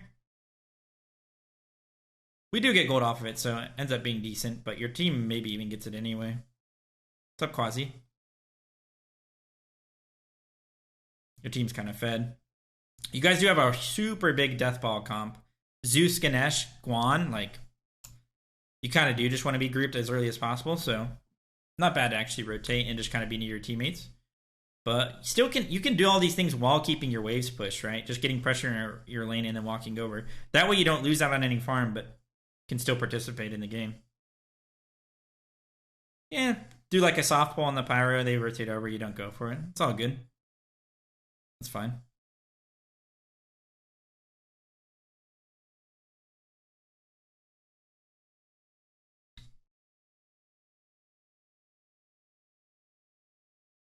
Don't need to be putting points on our ult. Should be maxing our heal. In fact, I always max my heal second. Max my 3 and then my 1, and then max my 2, and then put points on my ult last. Ult's still really strong. It does a lot of damage, so it's not bad to put points into, but especially with what you're trying to do, you've been rotating a good amount, trying to rotate to these objectives and stuff. Should just have a max heal there. When you have a max heal at those fights with full CDR, you are so strong. Very hard to fight into. Yeah, you need to spam that heal for sure. Holding it too much. To be fair, it makes more sense that you're holding it when you only have 1 point into it, but definitely should max it second. I like going for a proxy here. I need to be a little bit scared of people on the map. I think their Morgan is their jungle, actually. We see her in right, so it's fine to go for this proxy. Really low kill potential on you when you have physical defense and magical defense. No real person that threatens you, and you can just ult away. Maybe if they were different characters, they'd be more threatening. So you got your proxy off. You see that your team's fighting in right. Could look for a TP here, but I also don't mind just stealing some back camps. Team's already winning the fight anyway, so it's actually better for you to just get farm. Get to your mid-game form. See the timing of this. We see that the wave is actually good. So this is smart by you. You see where the wave is because it's based on where your wave is. Your minions are hitting the tier 2, so that means their minions are hitting the tier 2, so you can go ahead and catch this wave and then go to the back camps again. Again, I don't like the way you're clearing the wave. You just need to group up. Just need to group it up. Kind of let the minions tank them and then walk them over into a group and just 3 the whole wave and you'll one-shot it. Now you can go steal their backs, or you can rotate over to this pyro to help your team, which is what you're doing, so that's good. Keep an eye on the map. I like that. I like what you did there. Definitely something people could do better of. Just pinging where the Cocoon's going to walk to help out your team. Because it is your job to keep... It's mostly your job to keep track of your opponent, so... You want to keep track of their jungler and everyone, to be fair, but, like... Definitely want to be cognizant of where your opponent is specifically, because you can match rotations, help your teammate. Keep staying with your Zeus. Think about your comp. You want a death ball around the Zeus, so keeping him alive with your heals and staying near him is good, especially in a fight where it's just the soul laner and the jungler who's going on you. If there's no carries nearby, then definitely want to stick around him. You guys just burn this. You need to be spamming these heals, bro. There's actually so many times you could have gotten heals off. And keep in mind, it's not just the heals. When you heal your teammates, you get your abilities reduced. So you're going to get more 2s and 3s off. Need to be using our heals way more. Nice zone, nice spacing for the Morgenstern there. So yeah, that's definitely a big thing already. Especially with how much we rotated. Need way more heals. What does Deathball mean? It just means grouping up and staying close to each other, as opposed to like splitting up, having the jungler and solo dive while you guys stay in towards the back line. It just means like everybody's like all near each other, kind of doing the same thing. Usually it's like involved with like healing or like comps that have a lot of like AoEs and circles. Kind of want to stick together for that. We have 4k gold though, and our TP's been up this entire time. Probably should have spent this power spike. Are able to do it finally. We get a Genji's, which I don't get. We're against a Morgan who turns into a physical a lot of the time, and a Khepri, and then the rest are physical. So the Genji's pickup is pretty bad here. Should have gone Glad Shield. Should have gone Glad Shield there. More damage, more tankiness for their physicals, more CDR.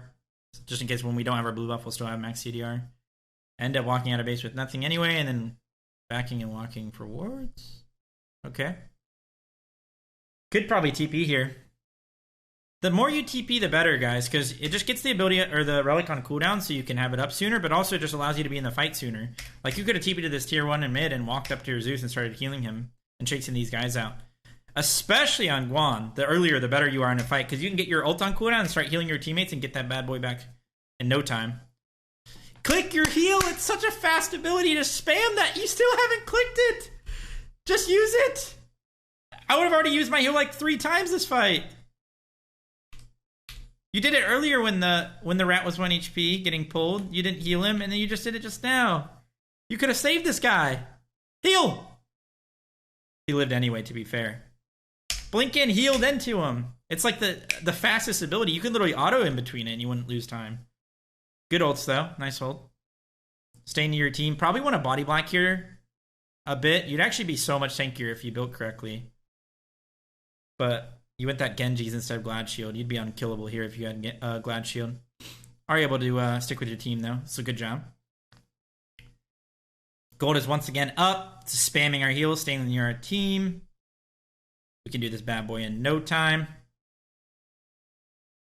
This is where Guan is at his best. Like I said, especially if you had Glad Shield here, you would have just run this team fight.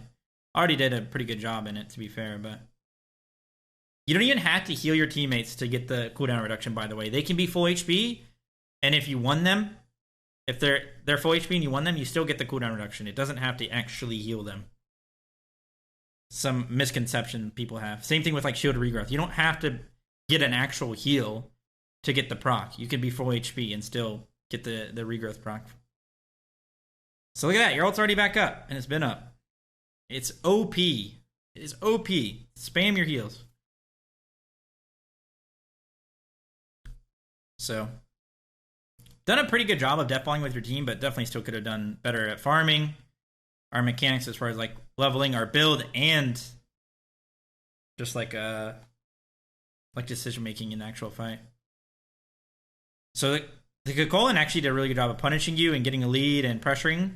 His team has kind of costed him a bit. I would say that you got bailed out a little bit by your team, but also you are making correct plays as far as like from behind. So there's still a good job.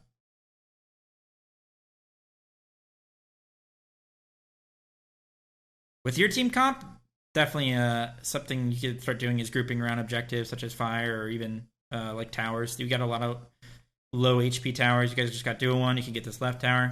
Team is fighting in mid.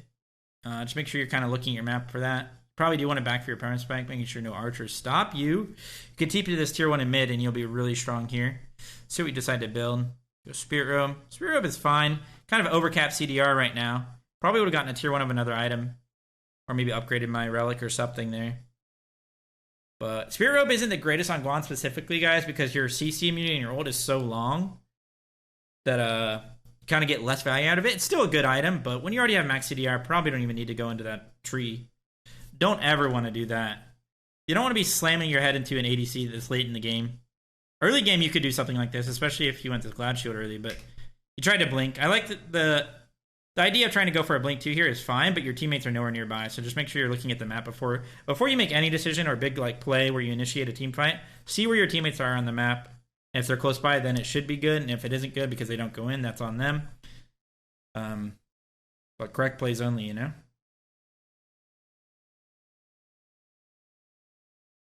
But definitely a little bit sketchy to just dash into them. like I said, Guan does start to fall off late game where people can just slam him in his ult. So you kind of want to use that as like a long CC immunity, kind of get in the way of like abilities and stuff like that, and then stun them. Or sometimes in fights you can just do a blink stun right away. Blink right click on your horse, and you'll just instantly 2-second stun them, which can be really strong. Making sure we're keeping our waves pushed. Kind of just want to farm it to our full bluestone here. Bluestone's a very strong item. Especially if this was a month ago. This is like the best item in the game. Team is rotating over, but this is kind of... I don't really like this play just because you really want to back for your bluestone right now. Really weird decision making to go for this tower. Just need to stay near your team. Keep healing on them. Whenever you ult in a team fight like this, you want to stay near your team so you can spam your heal so you can get that bad boy back soon. So, a bit weird decision making, but ends up being a decent fight. So that's fine. Personally, like I said, probably could have done this anyway with a full bluestone, but I don't mind getting this this fight started like this. But definitely want to stay near your team and heal. And look at that. Look at your ult. You just ulted. Click it. Click your one. Click your one. Every time it's up, just click it. If you have full CDR and a bunch of mana sustain, just click it. Look at your team. They're just begging for a heal. They're just begging for it. And you're just healing the air. Oxygen, take my heal.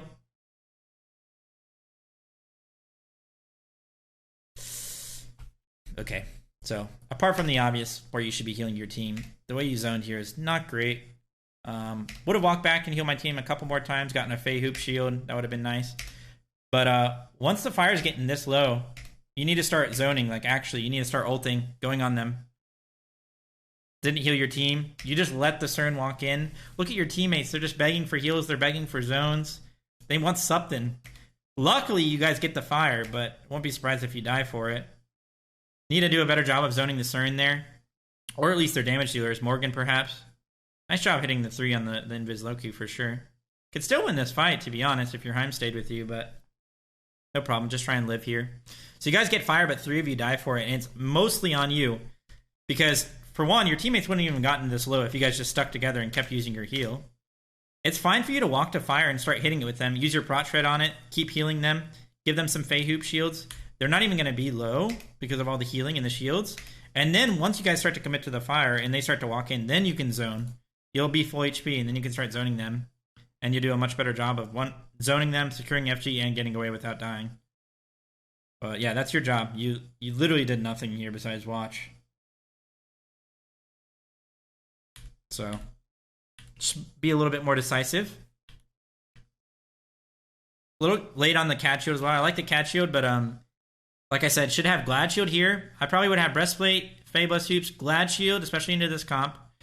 Then Cat Shield after the Glad Shield. And then maybe like a Mantle, maybe like a Anemian for this comp. You know, something like that. And then, of course, Bluestone Brooch. Always go Bluestone Brooch.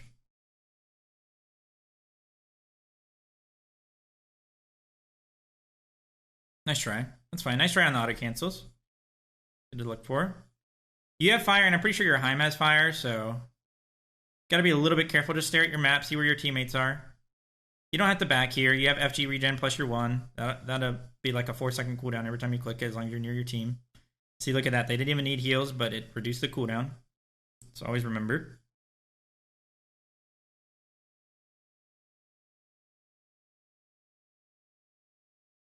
I don't like...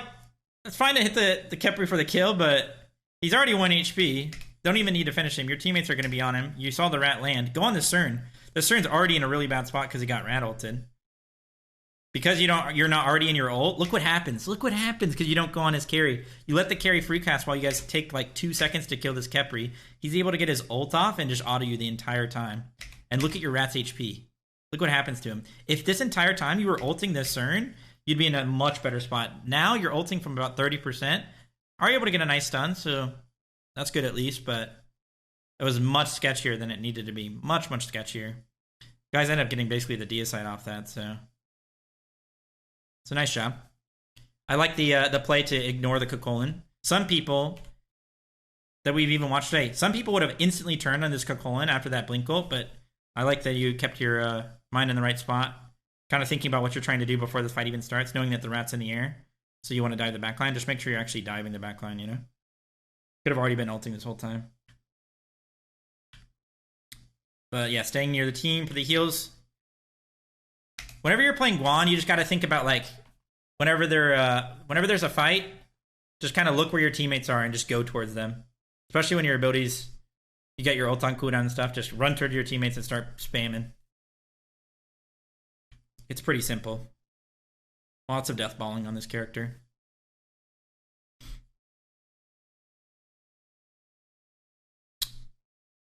Build's looking pretty good, though. Just a few small tweaks, a couple of small tweaks.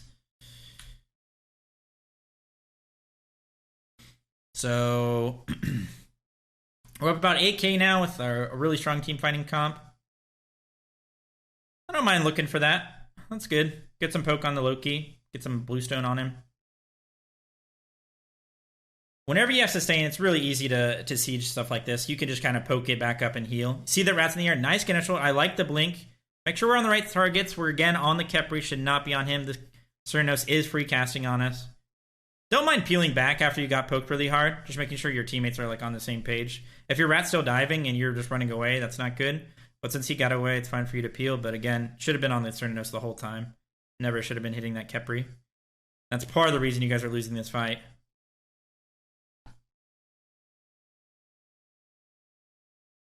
Do have a wave going into their Titan, so not the end of the world, but this fight probably goes a lot better.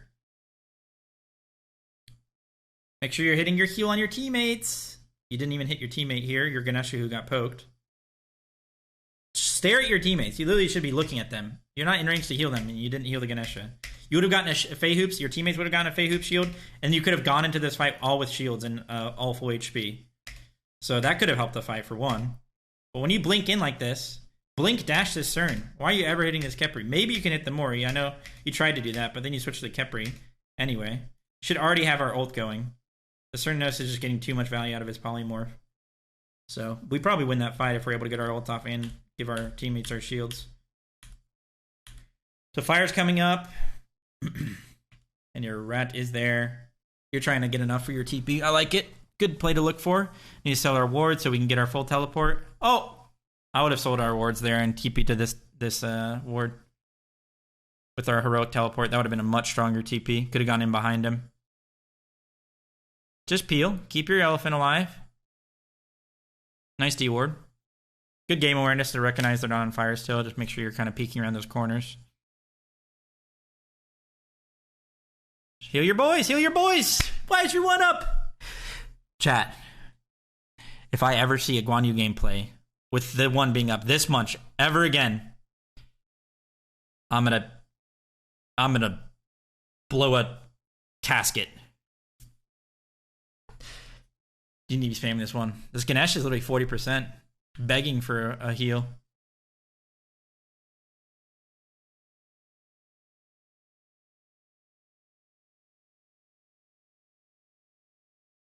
All right, round 2 of this.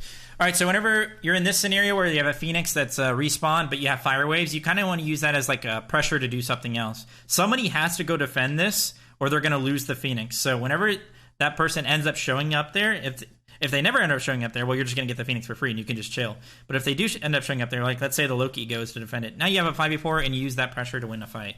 It's really, really simple when it comes to shot calling like that. So look at that. It's pushing in our favor. It's going to go towards the Phoenix. We want to use that to do something, not do a Gold Fury. We have fire. We want them to walk into this Gold Fury. We'll win the fight. We want to push the tower, or even the Phoenix with the fire wave. It was a wasted. We had a wasted opportunity there, and we ended up not doing anything off of it. And now we reset for other items and stuff,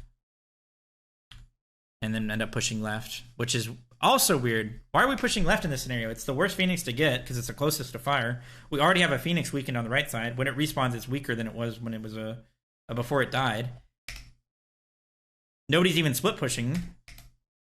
We're just wiping towers here? Okay. Wiping towers, then going the right Phoenix is fine, but probably could have just gone straight Phoenix when we're this late in the game with the lead that we had with enhanced fire. But again, that kind of stems from not doing anything with the fire wave pressure that we had in, right? So your job in this fight, like I said, late game, Late game, Guan's actually not that strong. So what you really want to do is try and force actives with like a blink ult, and then kind of peel back to your team and keep them alive with your heals. If you see an opportunity to really dive somebody and your rat is going in with you and you can actually kill them, then you can maybe go for it. But for the most part, it's not the mid game where you can just sit there and hold your W key at them and kill them. See, like right here, we've done absolutely nothing. We have blink, we haven't even used it. Your rat shouldn't be the first one going in. He should be going in after you. You should be blinking in here, getting a 2-man stun on this Mori and Cernanos, or maybe just blink 2ing through the Cern, starting your ult and running past them just to kind of like mess with them and lead them away. But because your rat is the first one to go in, well, your Ganesh technically is, you don't get your blink off. You get polymorph once again without getting your ults off, and you're sort of just peeling without really doing anything. Like, all of your team is low. You didn't really get any Phoenix damage. Like, you can just heal them up with your heals, so that's good. A lot better than earlier on in the game, but now we don't have Rat ult or Ganesh ult to try and push this Phoenix. Could have been a much easier push. Yeah, I know IBB. I say it. I'm just trolling. Much better use of our abilities and decision making here. Even though we didn't get the greatest ult ever, I will use that. Even if we end up losing this fight, I like that so much better. Because if you had done that the way before with the Rat ult, this would have been the freest fight ever. Nice job trying to peel. Keep this Zeus alive. He's literally all of your damage. Cancel your 3, and heal your Zeus. You left him. He got 2 more kills.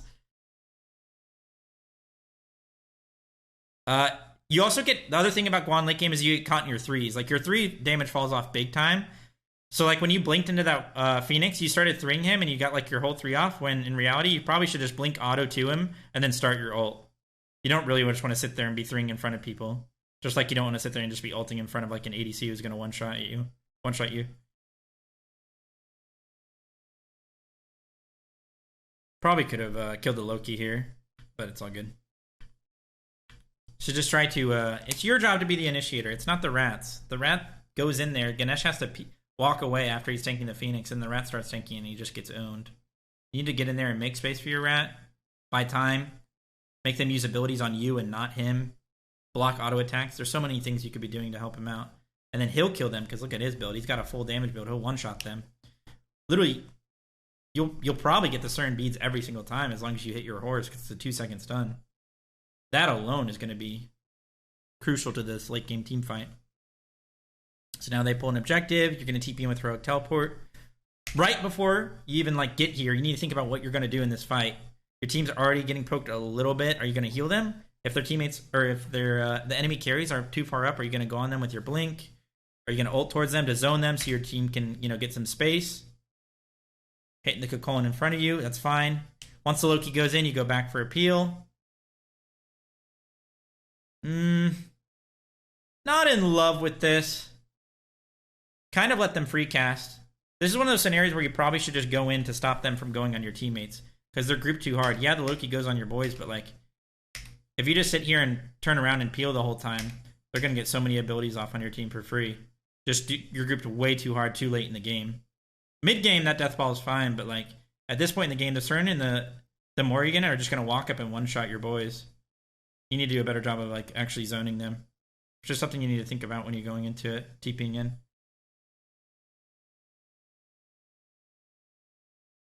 Especially when your build is, your build isn't really like well suited for just like straight up soloing people, like trying to kill that Loki. No Glad Shield. End up living, which is good. But what's going on? You guys lose the game here? You do. Yeah. So try to defend. But this, like I said, this is the point in the game where Guan actually falls off a little bit. Unless you're playing like perfectly. And end up losing. Would have been free, honestly. Couple fights in a row where we weren't the first ones to initiate, to get on their backline, to buy space for our team. Initiate for our jungler, most importantly. So we talked about the early laning phase, talking about grouping up the wave a little bit better, getting priority and getting like our power spikes when we really want to and we really need to. Always waves, very important. Good rotations early on, especially from behind, but still want to make sure we push those waves and then rotate, because you can do both at the same time and not get that far behind. That's what good players will do. And yeah, just spamming our heals. That ability should always be on cooldown whenever you're near teammates. Should literally always be on cooldown. Getting your abilities back or for the heals, whatever it is. But yeah, need to get in there. And because Guan falls off a little bit late game, just try and be cognizant of that. Use your Blink ult as a way to get actives, to initiate for a fight for your jungler, and then peel back if you need to after you guys get a kill, after you get actives. Maybe buy enough space to get the Phoenix. Because when you guys actually did it, you just weren't on the same page. You need to make sure you're initiating for your jungler, you're getting enough space to get the Phoenix or kill somebody, and then just regrouping and healing with the Guan Yu one. And keep in mind, you'll get your ult back, and then you can do it again if you do that. So kind of have two shots at it.